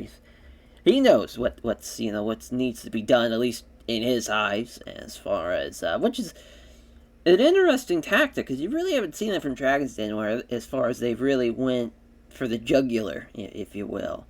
Trying to think, I guess acting for Danielson. I guess acting for Roddy as well. Will Hobbs, even though he's not great at selling, he kind of, needs to sell for a little bit at least. But, as far as the cavalry, Brody, Lee, Calvin Tankman, the returning Tankman, so that's going to be a lot of fun to see. As, Brody, Tankman, trying to think who else we could. I kind of want a couple of people, so let's go Brody, Tankman, Hobbs. Alright, I about to say Hobbs. Black Taurus, Evil, as far as, there we go. From being Pillmanized, I believe is how you pronounce, or is how you spell that. I think Pillman's 2 L's, so yeah. There we go. Put that there. So we know, Tamora and Brody King can go here, actually. Tamora's going to get the 122 minutes. I think this is the technical masterclass, Ito and Pac. Oh, it's not. Alright, so Pac's going to be talking to Ito, though, in 21 minutes. Then Alex Coughlin and Shingo Takagi, as Coughlin will beat Shingo Takagi with the technical masterclass matchup. That's a great tournament, though, for Alex Coughlin. He's going to finish with 12 points, which is pretty impressive. Shingo finishes with 4, which is kind of crazy. Tanahashi's finishing with 6. Same thing for Brody. Yeah, Tamura was at 10, so he was still a ways away. But Roderick Strong, as far as getting a win like that, is pretty crazy. Pretty crazy to think. And yeah, as far as that's...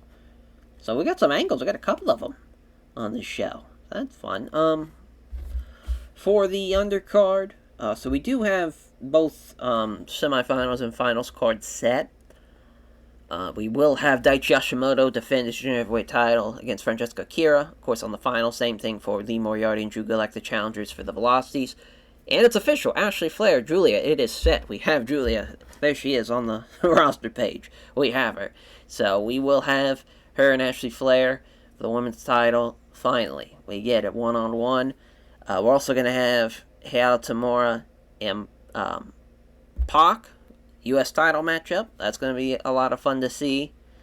And, as far as for with this matchup, super excited to see how it all plays out. And hopefully it's a banger, at least throughout that those 2 shows. As far as what to build to that final show, or even the semifinals, I'm not really sure, to be honest. I think we just Kushida and Kaiji Yamato. So have them take on some young lions and call it a day. We'll go Jonathan Peck and J.S. Hayes. Oh, that's right, Yamato and him doesn't have chemistry. We'll go Shelly then. Shelly and D'Amato. Or I guess we could go, let's go Yui Mora. Why not?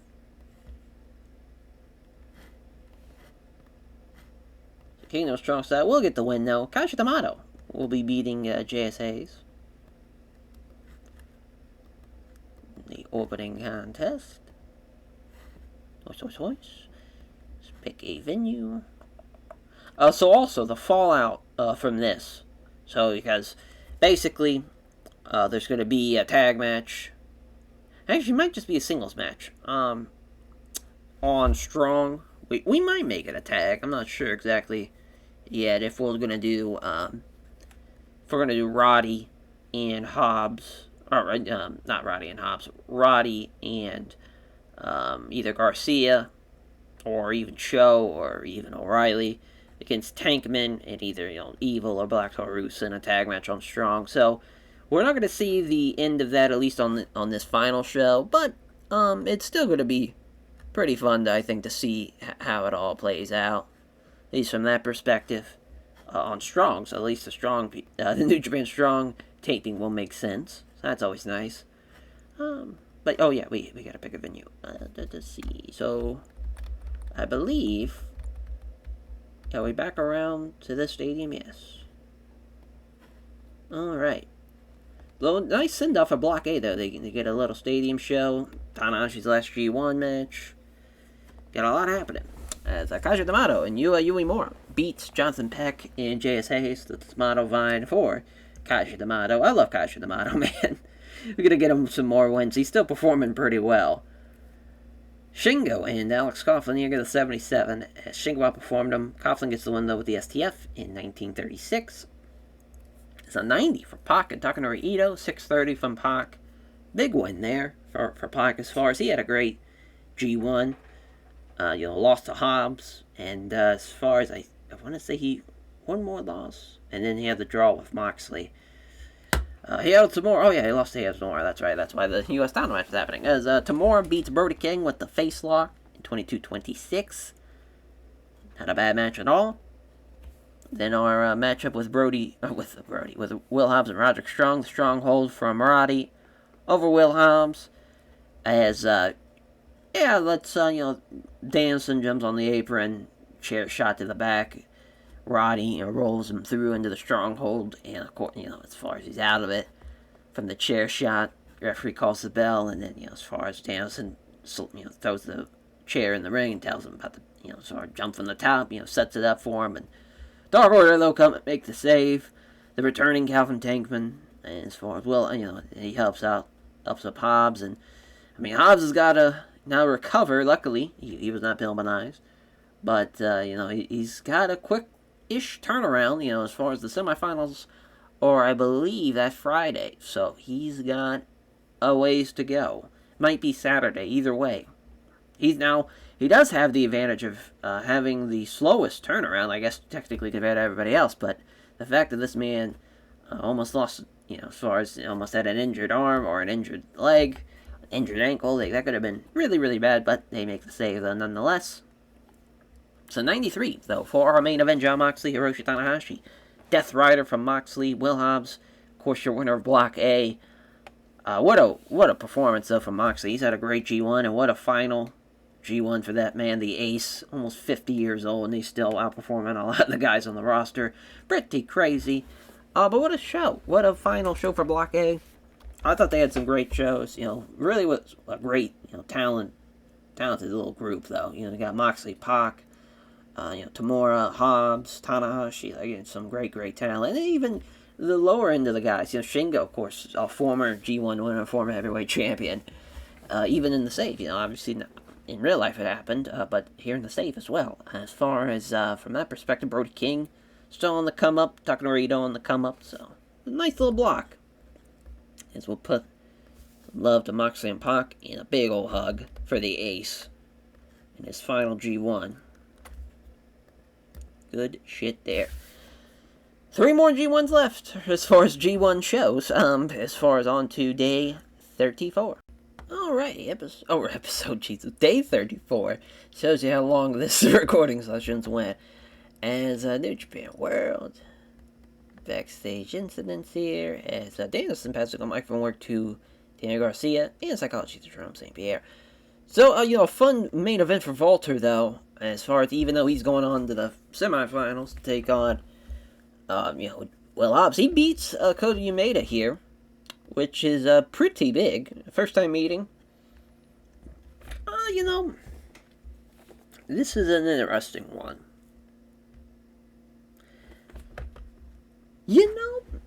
Let's, I think we're going to call an audible here. We're going to have Kota Umeda win, but not only win because of interference from the debuting and leader of K-Ring, Katsuhiko Nakajima. Nakajima is here. out of rehab.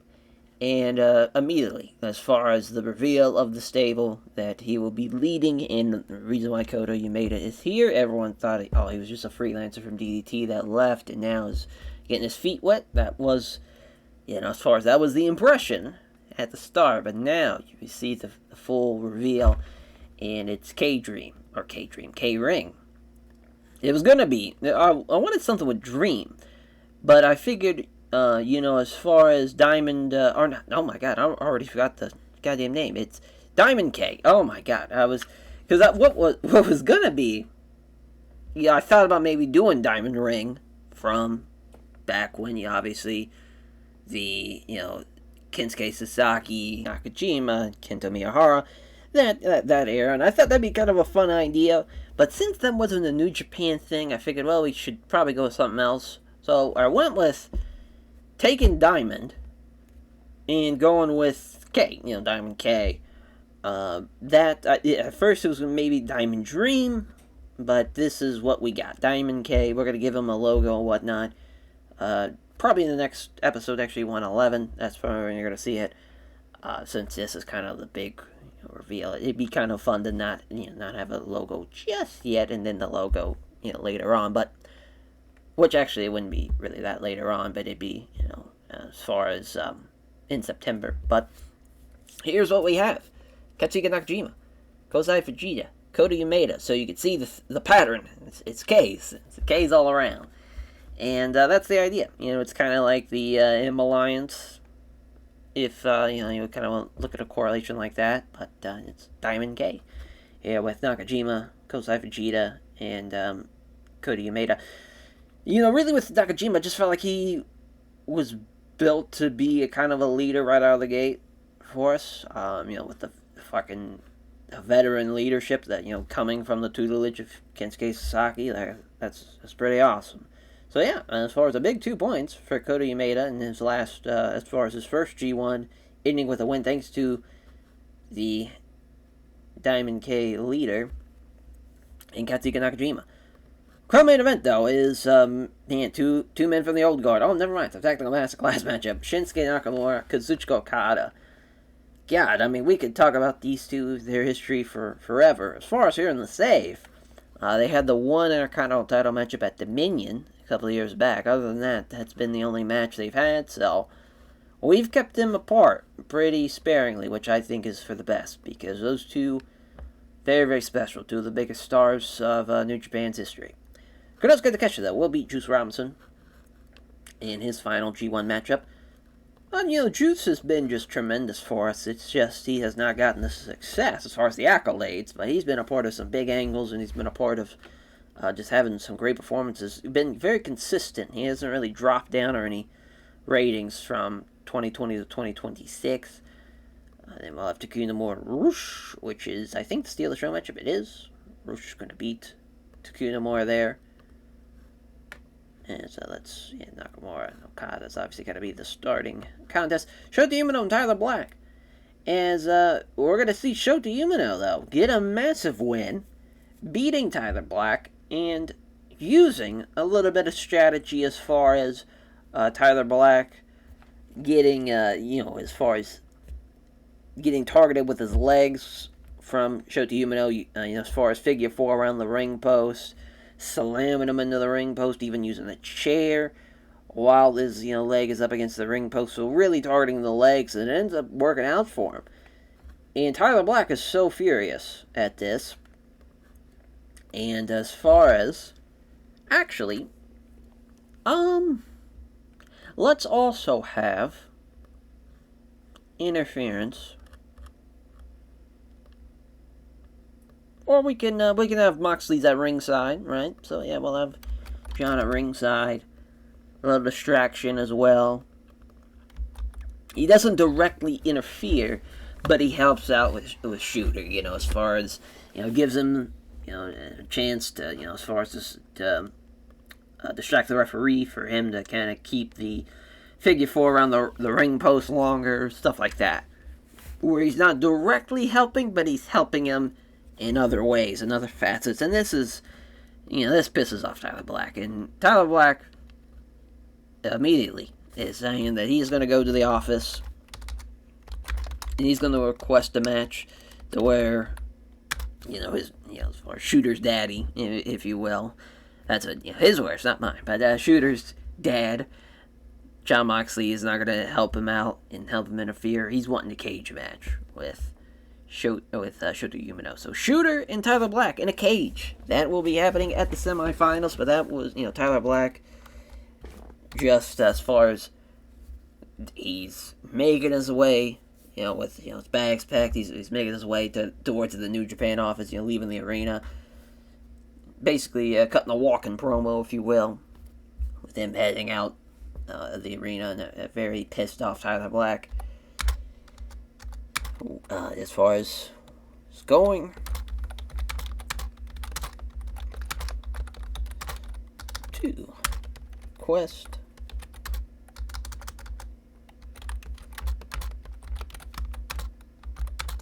In a cage. There we go. So yeah, just Tyler Black, Shota Umino, Jon Moxley. Those are obviously talked about in sparing. But really, this is going to be on Mox, as far as we're not going to rate Shooter. We're just going to rate Tyler Black and Moxley. But hopefully that works over well as far as for Tyler Black. And Shota Umino in the cage should be a lot of fun. We rarely do cage matches because obviously we want to make those special, and we don't really do gimmick matches unless it's at the King of Pro Wrestling. So it's a nice little change of pace. It's a semi-final show, so it's not like a kind of major event. Well, it is a major event, but it's not a established main event, I guess, or major event rather. It's kind of more what I am leaning towards. I'm trying to think what I want to have for this opening contest. Very torn. Very, very torn. Oh, let's go with Tokyo Cyber Squad matchup. Why not, right? Hana Kimura's back, right? So we used her a little bit in the first part. Let's use her here again. Her and Unagi taking on. I'm trying to think what team we should have them face. Yeah, I mean, I don't really... let's use Utami Hayashishita and Saya Kamatani. We kind of did something similar to this, I thought. Maybe not. I thought we did something similar to this part 1. Yeah, we did, we hadn't taken on Nasui and Sakayaki. So a little bit on that same line of thinking, but TCS versus Queen's Quest. Hana Kimura will be beating Saya Kamatani. Alright. Yeah, we'll just go 10 minutes this time. I feel bad, but we already got a lot of shit going on. So it's kind of for the best. Get in and get out, unfortunately. But, I think it's going to be a good show. Yeah, but I think we're at 27. Actually, they were gonna... So we can either run... Not even, as far as like 12,000 shy of a sellout, which wouldn't really go over well. So I think we're going to go elsewhere, yeah. Go to, Kansai. So we just run Osaka Hall. We'll sell that out, no problem. Yeah. We can also run the rugby stadium. Yeah, fuck it, let's do that. It's still August. It's still nice weather over there in Osaka. So yeah, let's run it. Day 34. 72 for the opener. Not bad at all. Very, very good opener. The girls performed really, really well. As far as some of the top Joshi talent in the world we got over here now. As far as Hana Kimura in Himawari Unagi. As far as they beat Utami Hayashishita and Saya Kamatani. Hana Kimura with the big boot. 10-9-46. The best girl in the match. 86 for Nakamura. 76 from Okada. The cross arm lock. Submission victory for Shinsuke. I'm surprised it was only an 81, but we'll take it. 75 here from Rush into Kinamura. The Lanza from Rush over to Kinamura in 12:54. Not bad. I guess it could have been worse. Worse for the 82, though, was nice. As, Tyler Black losing to Shota Umino He beats him with a Death Rider in front of his dad. What a win, though, for Shooter. He beats, as far as Moxley's kind of arch rival, if you will. Fun way to end out the block, I think, as far as a little story there. The 88 for Konosuke Takeshita and Juice Robinson, as Takeshita beats Takeshita in 23:39. Oh, yeah, actually, let's add one more. Let's add a post-show press conference. As far as, Diamond K challenge is here.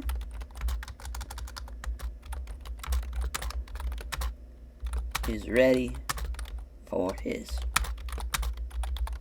title match. So yeah, Kota Umeda will face Konosuke Takeshita at the semifinals. That's going to be the main event. So a little hype up there, plus, the introduction of, as far as with Katsuhiko Nakajima, his return to New Japan. Obviously, his it'd be, 10 years at that point? Kind of close, too, because, yeah, that was I want to say that was that year's G1, 2016, when he came over, him and Marufuji. I thought so. I want to say that's correct. Nonetheless, so, Nakajima and Umeda, and of course I have Vegeta there as well, but he's the silent shooter of the group. We don't need him talking. Not for now, but yeah, as far as that was right. So we're back to the main event with Kota Umeda winning because of Nakajima's interference. So back-to-back interferences as well. Actually, no. Distraction, clean finish into interference finish. Katsuhiko Nakajima helping Kota Umeda win with a Fisherman Buster. I kind of would love to see him kind of the old Chasing the Dragon finish. Or Kota Umeda, gets him up for the Fisherman Buster, but then Nakajima head kicks him on the way down. Would be pretty fun. All around, I'm very, very pleased with how the show went. Walter and both guys going to the semifinals, and both guys lost their last match. It's funny how that worked out. But Diamond K is here, and Kota is ready for his title matchup with Konosuke Takeshita. Wish that went a little better, but that's alright. 70 though for Tyler Black, though. His promo did pretty well. So he's leaving the arena. So it's not really a post-show press conference. It's kind of more of like a New Japan World exclusive type of thing. Oh, yeah, as far as who I want to put over here, Takeshita was incredible. As a champion as well, he was great. Tyler Black, we want to put him over for button over shoulder. And then, Walter. Give him okay, thanks for making the finals, bud. So we got a chance for history there for blocks A and B. As far as we're thinking of the first African-American champion. Oh, I guess, not champion, but first African-American G1 winner. Because I guess, you could say he's a champion of that, but that would be like a trophy winner. And then Walter, he'd be the first German. Well, actually, I think Walter is Austrian, but that's, I don't want to say that's the same thing, but it's in the same. It's a stone throw away, those two. So I'm pretty sure. Now I'm thinking about it, I'm pretty sure he is German. But nonetheless, either way, Austrian, German. Actually, I think it tells you in the fucking bio, so let's just click on it. Let's go all the way down to Walter. Oh, yep, he's Austrian. Yep. Oh, well, yeah, he'd be the first Austrian G1 winner nonetheless. As on to day 35 we go. Alright, day 35, we'll see exactly how this plays out here for Block C. As far as will it be Hiromu, will it be Ishino? Backstage instance as Yuji Nagata passing on tips on psychology to his protege, the Great Okan. Kota Ibushi passing on psychology to Hideo Oka. So as far as our main event, it will be Ishino and Jay White.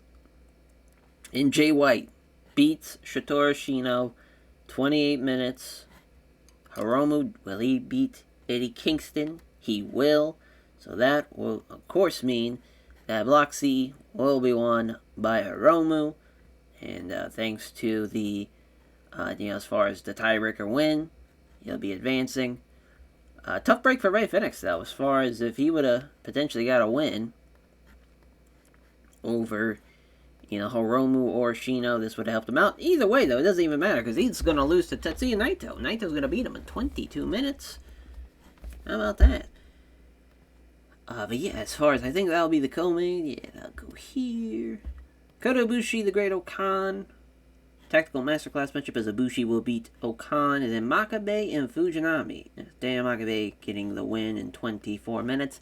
He's not the greatest of kind of last shows here for the blocks, but hopefully, as far as nobody gets hurt, is kind of the big thing here. As far as the opening contest, it's a good question. Let's go Kuroshio and Kawato. Let's have them take on a Young Lion group. I think we're going to just go with Oleg and Oscar, to be honest.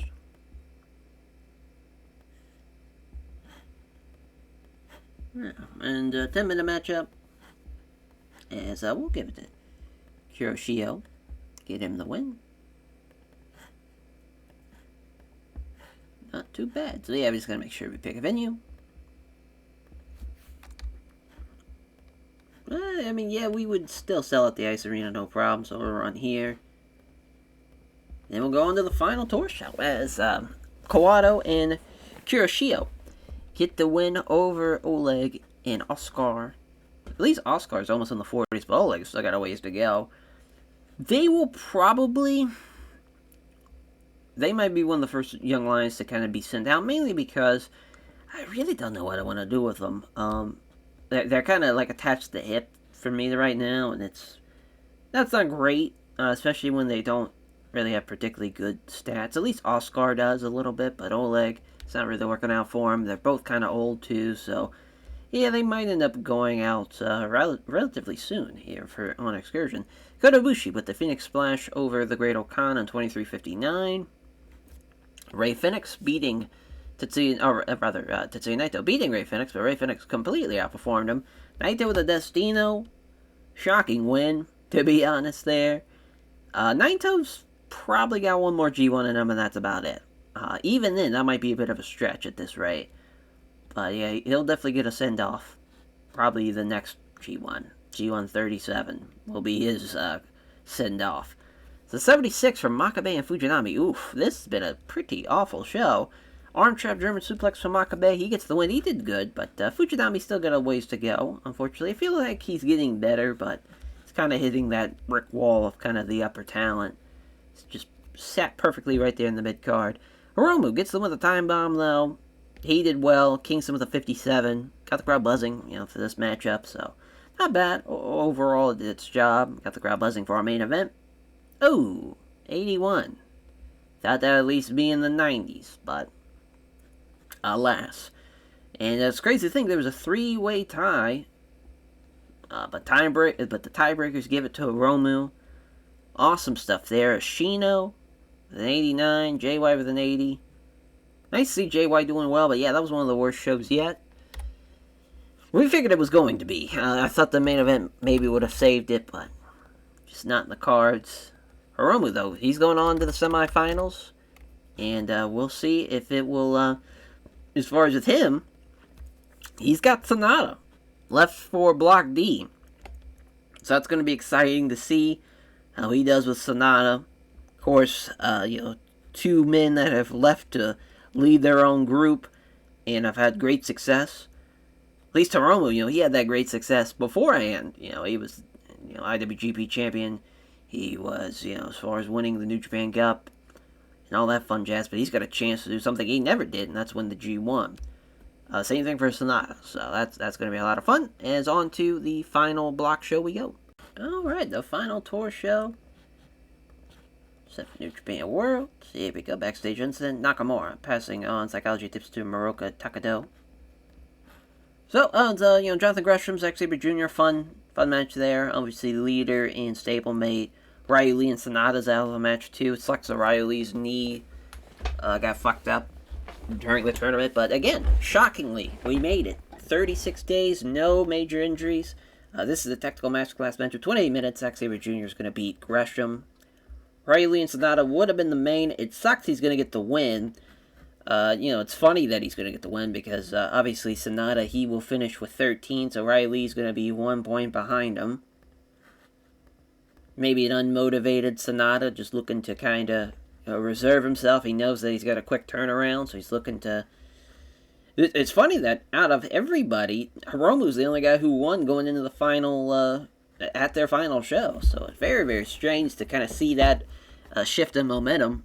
We'll see if that outlier for Hiromu is going to be the deciding factor for him. La Sombra's going to beat Claudio Castagnoli as well. So just kind of wild that they were just 1 point behind for each man. I didn't look at the tiebreaker as far as with, La Sombra had beaten Sonata. I do remember that, and I believe he's the only guy to beat him, yeah. So if Sombra would have got maybe one more win, if he had beaten Kento, or if he had beaten Ryu Lee or Zack Sabre Jr., he would have finished with 10. Zack Sabre Jr., though, finishing with 11. Very awesome to see that, because for a second I thought he was going to be kind of middle of the pack. But luckily, he's still 4th, but, that's a very, very good top 4. Very, very solid stuff. As Kenta, Tetsuya Endo, I think that's the Steal the Show match. On the regular contest, Endo is going to beat Kenta. How about that? What a win for Tetsuya Endo. Yeah, we'll put it there. Then that's the Steal the Show, Miro and Evil. So Evil beats Miro. How about that? God damn. As what a win for Evil. What's he finishing with? 8? Yep, finished with 8 points. Him and Miro would have had 6 each. I think we're going to change some of this around. I want Kenta to at least finish with 8. I think he deserves it. He's had a great G1. Give him a win. He doesn't need to put somebody over like Endo. Evil in Miro. This is a tough one. I think it's going to be pretty close. I think we're going to stick with Evil, though. I think, it was first time meeting, though. It's a first time meeting. Yeah, we'll stick with it. That's tough, though. That was a tough call. Yeah, we'll go there. Yeah, I think we got a pretty good show, though, lined up, though. So, the final 2 shows. What we're going to do is basically load it up to where we won't book you, you won't see the booking part for those shows. So you're gonna see how it all plays out. As far as for the semifinals, we have the IWGP Heavyweight Title matchup as far as Kota Umeda, Kodosuke Takeshita. Then we have our semifinal matchups: Hiromu versus Sonata, Will Hobbs versus Volter. Winner of those 2 matches face off in the finals on the final show. We're also going to have Tamura and O'Reilly take on Jon Moxley and Pac. That's going to build up to Tamura and Pac at the final show. That's the semi-main of that show. Never Overweight 6-man tag team title matchup. Kenta, Kingston, Ray Phoenix taking on LIJ in a Never Overweight 6-man tag team title matchup. So that's the first of 2 title matches on that show. And then the finals has, I believe, 4, and then you have the finals, so technically 5. So, as far as that, the finals is pretty stacked, actually. Daichi Hashimoto, Leona Fujinami, and Hiroshi Tanahashi take on Francesca Akira, Erira de Airbender, and Kazuchika Okada. Little build-up match before Hashimoto and Francesca Akira. That's happening on the final show for the Junior Heavyweight title. Nakajima and Kosai Fujita. So Nakajima's return match of the New Japan. We booked him on some strong tapings. He's still a little rusty, so we know that going into it. They're taking on Tetsuya Endo and Shun Skywalker Blastoff. Then the cage match, Tyler Black, Shota Umino. It's starting off the show. I wanted it to start off the show mainly because I wanted it to be different. I wanted it to kind of have a kind of big match feel where everybody's tuning in to see this type of thing. And to kick it off with something very different than what New Japan's used to. Felt like that's a great idea. We'll run through the finals once we get there, obviously. But yeah, that's the card of the semifinals. And as far as the first match we're going to book here. Oh, you know what? Brody, Tankman, Roddy, and O'Reilly. So we did the Roddy, Tankman, Daniel Garcia, and I think I used Evil in the Tankman. Yeah, I did. So that was a 72. It actually did pretty well on Strong. So we'll at least do it here. Brody gonna beat Roderick Strong here. We had Tankman beat Garcia on the Strong taping, so I just feel like that's a good call. Alrighty. So I want to run Osaka Joe Hall for this semifinals. I don't think that's going to happen. We'll run the baseball stadium. I think that's kind of our best bet. Well, I guess we could run. Yeah, I mean, we could run the athletic stadium, or we can run the, as far as the 4,000 or the 5,000 seater. You know, 5,000 is not too bad. Yeah, we'll run it. Knock it out of the way here. It's a good show, but it's not really needed for a big venue. 80 though for the opening contest. O'Reilly and Strong outperformed Brody Lee and Calvin Tankman, but Brody and Tankman get the win as Brody with the Brody bomb over Roderick Strong. 88 for Zack Sabre Jr. and Jonathan Gresham. No surprise there. Two of the best technically sounded guys we have on the roster battling it out there. In a technical masterclass, Metro did really well. Yep, Miro outperformed him. Probably should have went with Miro there. That's alright. That was an 80. Same thing for this. Is the Kenta combo into the Psycho knee for Kenta. His he completely outperformed Tetsuya Endo. Not even close. Kenta was almost hurt. That would have sucked ass. La Sombra beats Claudio with the Brilliant Day Driver. 90 for him. He was tremendous. La Sombra. Claudio with a 70, though. He's still doing well for a guy who's 45 years old. But, good stuff. Good stuff from Sombra.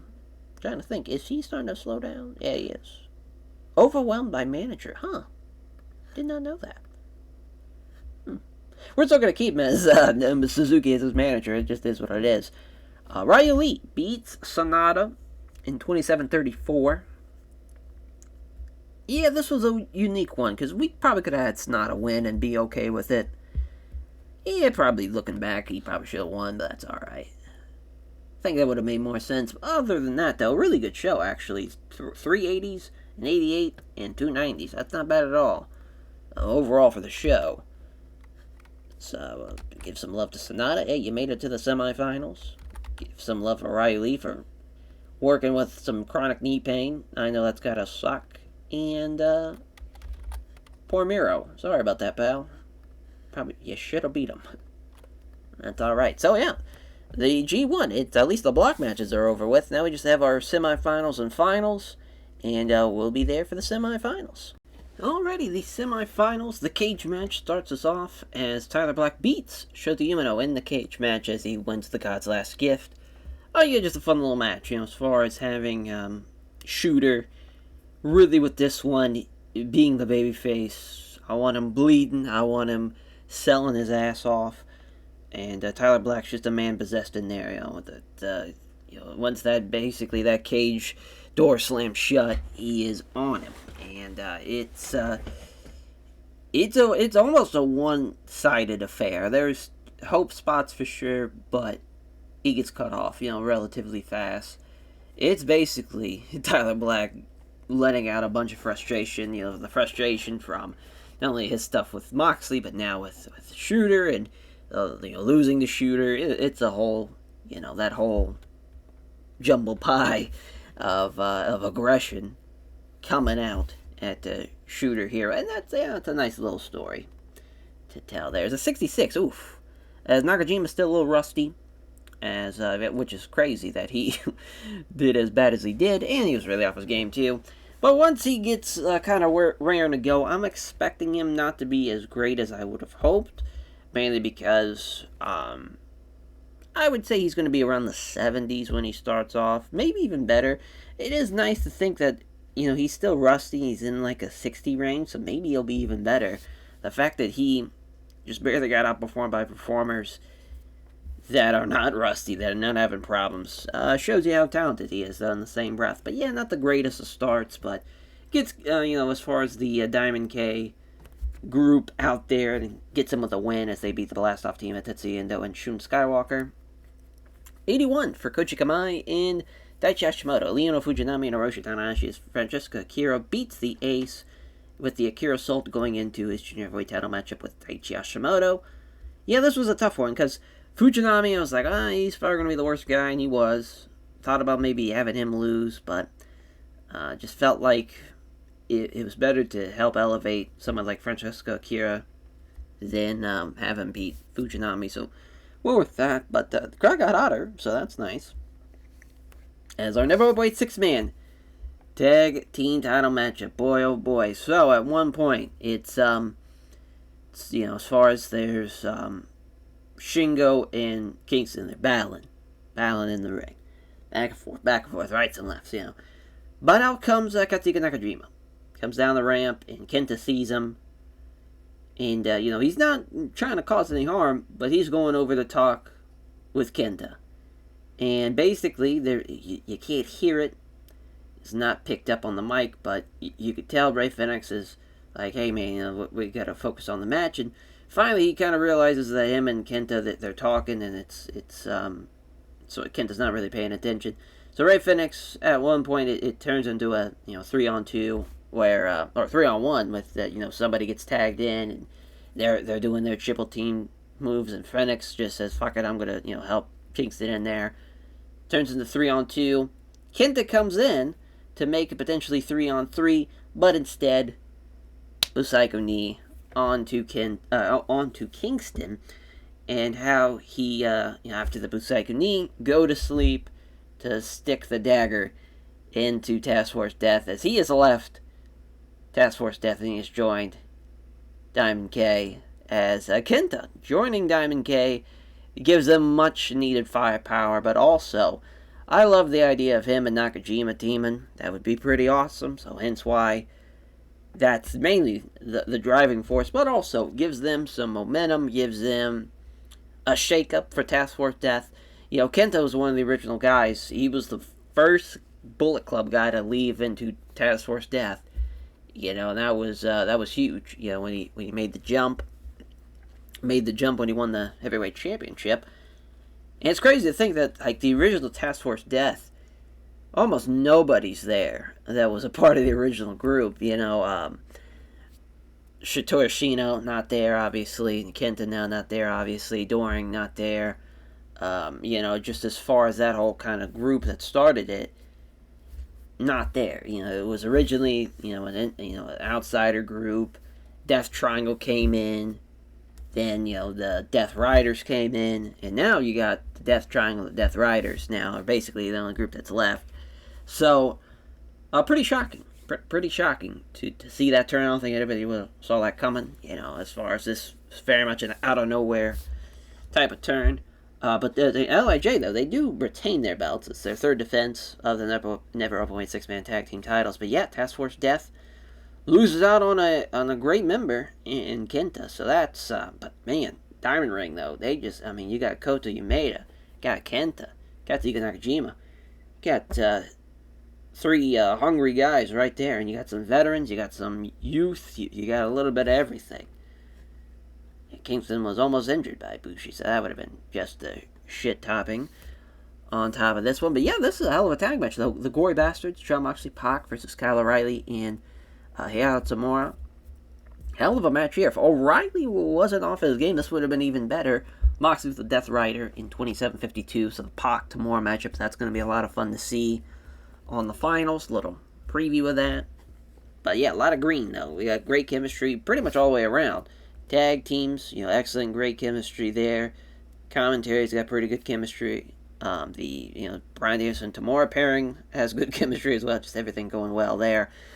But as we see in the semifinals, the first of the two, Will Hobbs beats Walter. How about that? Walter not making it to the finals. Will Hobbs will be making it into the finals for the first time, and the first ever African American to make it to the finals as well. Just a long time coming. Long time coming.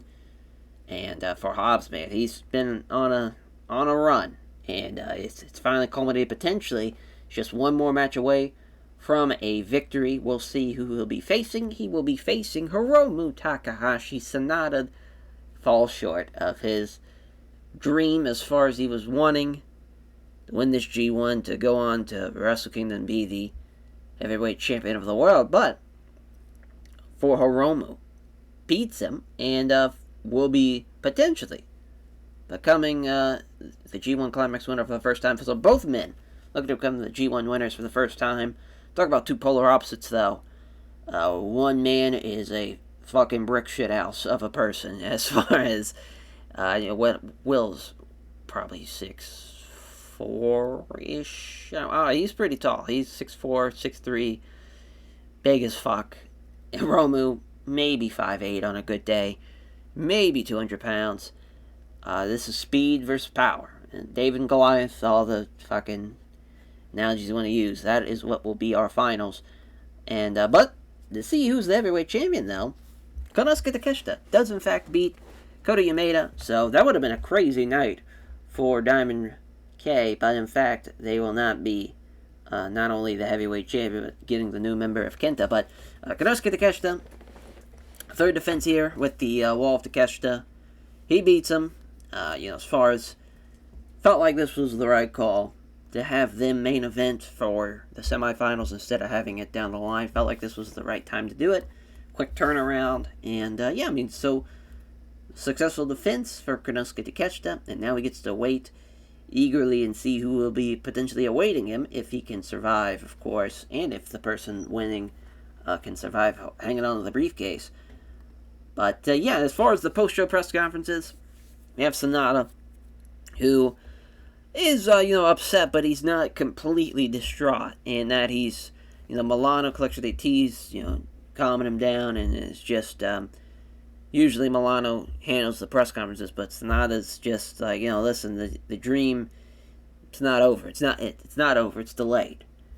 Sure, this would have been great to win the G1 for the first time, and it would have been great to punch my ticket in to Wrestle Kingdom, but I can win the IWGP Heavyweight title another way.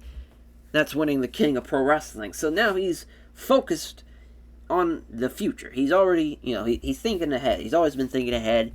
And that's been an interesting kind of development for somebody of that kind of that character again, someone that should not be that focused but is, and that's kind of been an X factor for him. And I think that you can kind of, for a character perspective, it's maybe why he's been so successful since he's left LIJ. Just it seems like with Milano kind of taking care of a lot of the things outside the ring from that kind of kayfabe perspective.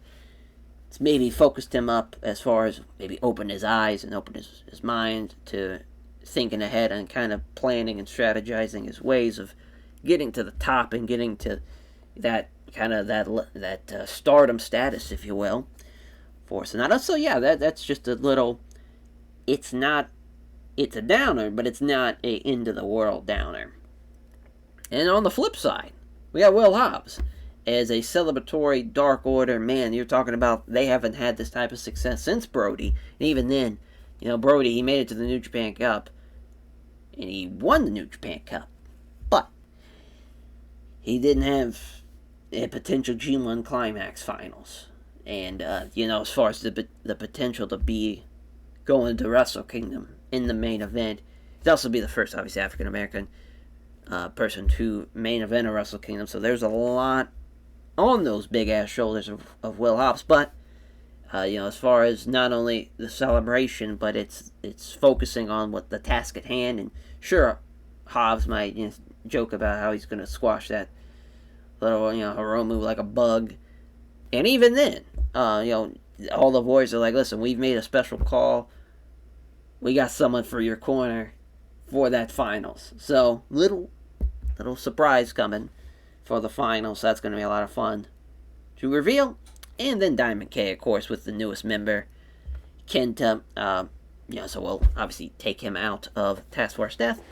But, man, Katsuhiko Nakajima, Kota Yamada, Kenta. What a group, obviously, with Kosai Fujita as well. Don't want to forget about him, but he's the Stone Silent type. But Nakajima, Kenta, I think they're going to be there to help elevate Yamada and help kind of usher in this new star as well. So yeah, I think it works all the way around. It helps get these established faces, and Nakajima and Kenta obviously been a part of the Japanese pro wrestling world for, at that point, easily 20 years, 20 plus years at that point in 2026. So you have that going for him. Just everything's cooking up for Diamond King, or Diamond K. About said Diamond King, but Diamond K. That everything's going their way. Yeah, I mean, Hiromu and Sonata, that, I figured it was going to be good. I figured the main event would have outperformed it, but no, that it did not. It was a tall task, though, as a 95. Great stuff, though. Great card, especially for a semifinal. You know, you try to put a good show together, and goddamn, we put, I think, a really good show together. Would have been better if we had a couple of more 95s, but it is what it is. Definitely want to put over Hiromu. Definitely want to put over Moxley, because for the tag match performance, everybody in that tag match did really, really well. Sonata as well. Why not, right? That match was great match of the night, by far. So now on to the finals. So the finals, of course, we know Will Hobbs, Hiromu, finals winner goes to Wrestle Kingdom and gets the briefcase. U.S. title matchup, Tamura, Pac. Women's title matchup, Julia, Ashley Flair. Also, junior heavyweight tag team title matchup, The Velocities versus Moriarty and Gulak. Got Jessica Akira versus Daichi Hashimoto for the junior heavyweight title. We're also going to have some undercard stuff. We're going to have the debuting newest member of LIJ teaming up with Tetsuya Naito to take on Sonata and Taichi. Also going to see Brody Lee and Calvin Tankman take on Rush and Jairo Kuroshio as, of course, a little, since the main event's a Dark Order Bomb Squad match, undercard having that. And then, of course, Diamond K with Kenta, Katsuhiko Nakajima, Kota Umeda taking on Jon Moxley, Eddie Kingston, Shota Umino in a undercard matchup to actually is going to kick off the show. So a little revenge potentially for Task Force Death, and all the way around, I'm really liking that card, top to bottom. Everything's kind of got a story to it, so it's going to be a lot of fun to see how it all plays out in the final part of this episode as well. So yeah, on to the finals. Alright, we are here for the finals as the Baluna Dome. As I always forget how to pronounce it, but it's basically the Sayama Super Arena that they changed the goddamn name for. But the opening contest, Diamond K, Task Force Death, Katsuhiko Nakajima pinning Shota Umino for the vertical spike, so he's not rusty anymore. 77 is not bad when you're starting off in the save, as far as with us. A 77, definitely not bad at all. Kenta with an 88, best guy in the match. Jon Moxley with an 85. I think it being split like this has really, really helped the match, actually. So as far as, because usually, obviously, Kenta would be on that other side, but now, not this time. Not this time. A 73 for Sonata and Taichi against Tetsuya Naito and Yota Tsuji. Yes, Yota Tsuji is, in fact, the newest member. Theodore is chasing something around, as you can hear him probably scratching the wall. How fun. But Yota Tsuji and Tetsuya Naito. Figured Tsuji would outperform him, and he absolutely did. Was no surprise to nobody there as far as Yota Tsuji getting the win though with a spear, which makes sense. What they calls it, the Gene Blaster, but I figured we just call it the spear because, to be honest, the Gene Blaster is a pretty dumb name. But Sonata with Taichi, as far as that helped elevate the match. Surprised we only got a 73, to be honest. I know it was going to be capped, but figured it was going to be an 80. But we'll take it. I mean, Yota Tsuji making his big debut. Technically, it's a return, as the El Kukui gimmick was fun, but it was time to kind of shed him away from that. And now being part of LIJ, really, he gives them youth in the heavyweight division. And also, I think, really he can do a lot of, he could be either the muscle, he could be a guy like him and Sombra as a team. Maybe they will work well together, you never know, but there's a lot of things going on right for him, and I just feel like it was the right time. Rush and Kuroshia, as far as they're battling Brody Lee and Calvin Tankman here. Rush and Calvin Tankman did the exact same rating. Brody really off his game, so he gets outperformed. So the wrong team wins, but Shout out Dark Order, though. It's Calvin Tankman pinning Hiroshima with the Tankman driver. Some good stuff there. It's an 83 for Francesco Akira and Daichi Hashimoto.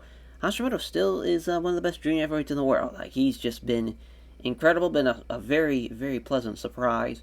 Figured he'd be good. I still didn't think he'd be one of the best juniors we have on the roster. But here he is, pulling out 84s left and right. He's been tremendous. So it keeps the reign going. This fourth defense, and 81 for the Junior Tag Team Champions. It's Primus de Silva and Jude London, the Velocities. They, for the first time, beat Drew Gulak and Lee Moriarty. They faced them a couple of times in the past, never beaten them. They beat them here, make their first defense as well. So a great day for the Velocities. And as far as Desires of Perfection, sure, Sonata didn't hit the dream, but they still are the Junior Tag Champs. Hell, he's the Never Overweight Champ and the Intercontinental Champion, so he's got a lot of belts his way as well. So Desires of Perfection looking pretty good. 58. Oh my god, they do not click at all between Julia and Ashley Flair. Boy, oh boy, we were wanting this match for so long, and it should have been a sign. Jesus Murphy, what a terrible match. Ashley Flair got outperformed by Julia here. Just a god-awful match. We shouldn't have put it as high as it was, obviously, now, but who would have thought? That's the dangers we get. And as far as that's our fifth defense, though, Ashley Flair does, in fact, beat her. And we move on from that and to never see this match again because of how terrible that rating was. But how about the U.S. title matchup? Pac Tamura. Very funny to see a man from Newcastle, and I'm not sure where Tamura's from. We'll just say Tokyo, Japan, just to be safe. I'm sure it's not, but Japan we know for sure. But as far as for him and Pac to battle out for U.S. titles, pretty funny. But Tamura, Pac, very good match here. Lack of psychology, but who fucking cares at that rate with a 96 and a hell of a co-main, which leads to our main event. Before we do, we get some entrances as Will Hobbs coming out to BMF by the man of the hour, the not Bob Sapp, but I wish it was Rick Ross BMF. That was on the Teflon Don album, as far as BMF playing, but a special cover done by a recording artist who has brought up such hits to Japan, such as Bob Sapp Time. The motherfucking goat, Bob Sapp. Bob Sapp and Will Hobbs. And the entourage of Dark Order leading the way. Just a very fun entrance. It gives Hobbs the, I want to shoot it like behind Hobbs at the beginning, behind Hobbs and behind Bob Sapp, and then you cut, kind of do the, I guess you just do a 360 from behind, going all the way around the shoulders and into the front, and you see it's Sapp with them rapping and making our way down the entrance aisle. Very, very fun. It's a 73, but it is what it is, and that's pretty much it. There's nothing other crazy about it. And then Time Bomb entrance, so for Hiromu Takahashi, so we get the wheel out. This built Time Bomb, it's basically off of the little logo, the classic, as far as the black bomb with the what do they call it, the fuse on top. And as far as there's a bottom cut underneath it, but it's it's going down, and eventually it blows up. And once it's blown up, maybe like a second or two, just to be safe. From the bottom, the very bottom, the old Rey Mysterio Jr. entrance, pops up from the stage. It's Hiromu Takahashi. As just some, special entrances for this special match. And hey, it delivers. A 94. It's Hiromu Takahashi is your G1 Climax winner. He hits the Time Bomb on this big motherfucker in Will Hobbs. David slays Goliath. And Hiromu is the G1 Climax winner. My God. What a win, what a G1 Climax for him. And the post-show press conference, the Bomb Squad, and everybody's so excited. But for Hiromu, he's not the wacky, crazy Hiromu for this post-show press conference. This means a lot to him. And he breaks it down, as far as once he reached that finals in 2022, here in the save, he came up short with Shotaro Ashino. In the very next month, he lost the IWGP Heavyweight title. And for him, that was the last time he even sniffed being the heavyweight champion. As far as that moment, and he's been chasing that moment, and it's been 4 years of hard work, and now to be a part of the Bomb Squad, this group, his group, he's now looking behind him and seeing guys following his lead, and he knows how much that means and how much, that responsibility is. And he just issues out to everybody that's, the people that are aiming for that briefcase. They're going to have to pry from his goddamn cold, dead hands at this rate, because he knows that these guys are looking up to him. These guys are looking for him for guidance. He can't let him down. He's not going to let himself down. He wants that heavyweight title once again. He's going to get it at Wrestle Kingdom. That's, he's bound and determined to do it. It's a big night for the Bomb Squad, though, with Hiromu winning the G1. And we get Ashley Flair with BB Crawford as far as celebrating her successful defense. But not only that, says, her and BB have been holding it down. I think it's time for the third horsewoman to be revealed. She says in due time, though. She's not rushing it. She's, her and Miss Crawford are going to go hit the strip, to help celebrate this victory. She finally beat Julia. She's finally got her out of her sights, and whoever's up next, they better be ready, because she's already had a pretty good defense already. Sure, this is her first for us, or no, second. Yeah, she had the Tommy Hashi's defense, then she's had this, but this is now, or actually it was Soletta, rather, excuse me. Yeah, it was Soletta, then this, because, it was supposed to be, but now we finally got it. So, third horsewoman is coming up. We're getting to finally see that maybe a fleshed out 4 horsewomen. We've been long enough. We've been slow building that one, for sure. Slow roasting it, building up anticipation. We finally going to get a third person, and we get a recap here to end out the show. It's a recap, recap of not the show itself, but the recap of the broadcast from New Japan Strong. Tyler Black's promo, and as far as talking about the dysfunction of Task Force Death and how this is his time to strike, and he has found the perfect person to help fund this. So now he's found a man to help fund the House of Black. And he says that with this funding, he's been able to get some of the best talent all over the world to help join his House of Black and help be a part of the House of Black. So now, a little different approach for the House of Black. Now there's come a backer with funds, with the means to help fund this operation of Tyler Black's, and it's very much a throwback to the old style, with the kind of the 80s, kind of what the manager was, as far as the guy that was helping do the funds, and as far as doing the contracts and whatnot. A throwback to that, with now Tyler Black having this, as far as this person hasn't been revealed yet, but this person that has these funds, as far as Tyler Black says, that the House of Black, you never count us out, because the house always wins. A little cliche, but that's what he ends the promo with. Oh yeah, how about that? A little is it an oil baron? Is it a used car salesman? Who knows? As far as with this New Japan series, you never know. You'll get a Bob Sapp appearance, so anything is possible. Wow, a 99, did not expect that. That was shocking. Wow. Figured it'd be a good show. Didn't think it'd be a 99 good. But, man, what a main event. Much well-deserved for Hiromu Takahashi, though. He was tremendous. The Pac and Tomorrow match was fantastic as well. And, gosh, I don't know who else to put over, to be honest. I mean, the Diamond K opener actually did really, really well. Actually, Daichi Hashimoto, man, he's been just phenomenal. Give him a hug. Father'd be proud. Fantastic. Alright, well, that will do it for episode 110. Both parts in the can. Before we send it off, though, I'd like to shout out everybody, as far as thanking everybody. It's the season of givings, as far as with the happy holidays to everybody. Because next time you'll see us, as far as on the channel, it won't be until after the holiday season. A little after. It'll be the 26th, that Tuesday. There won't be any videos coming Sunday or Monday, so no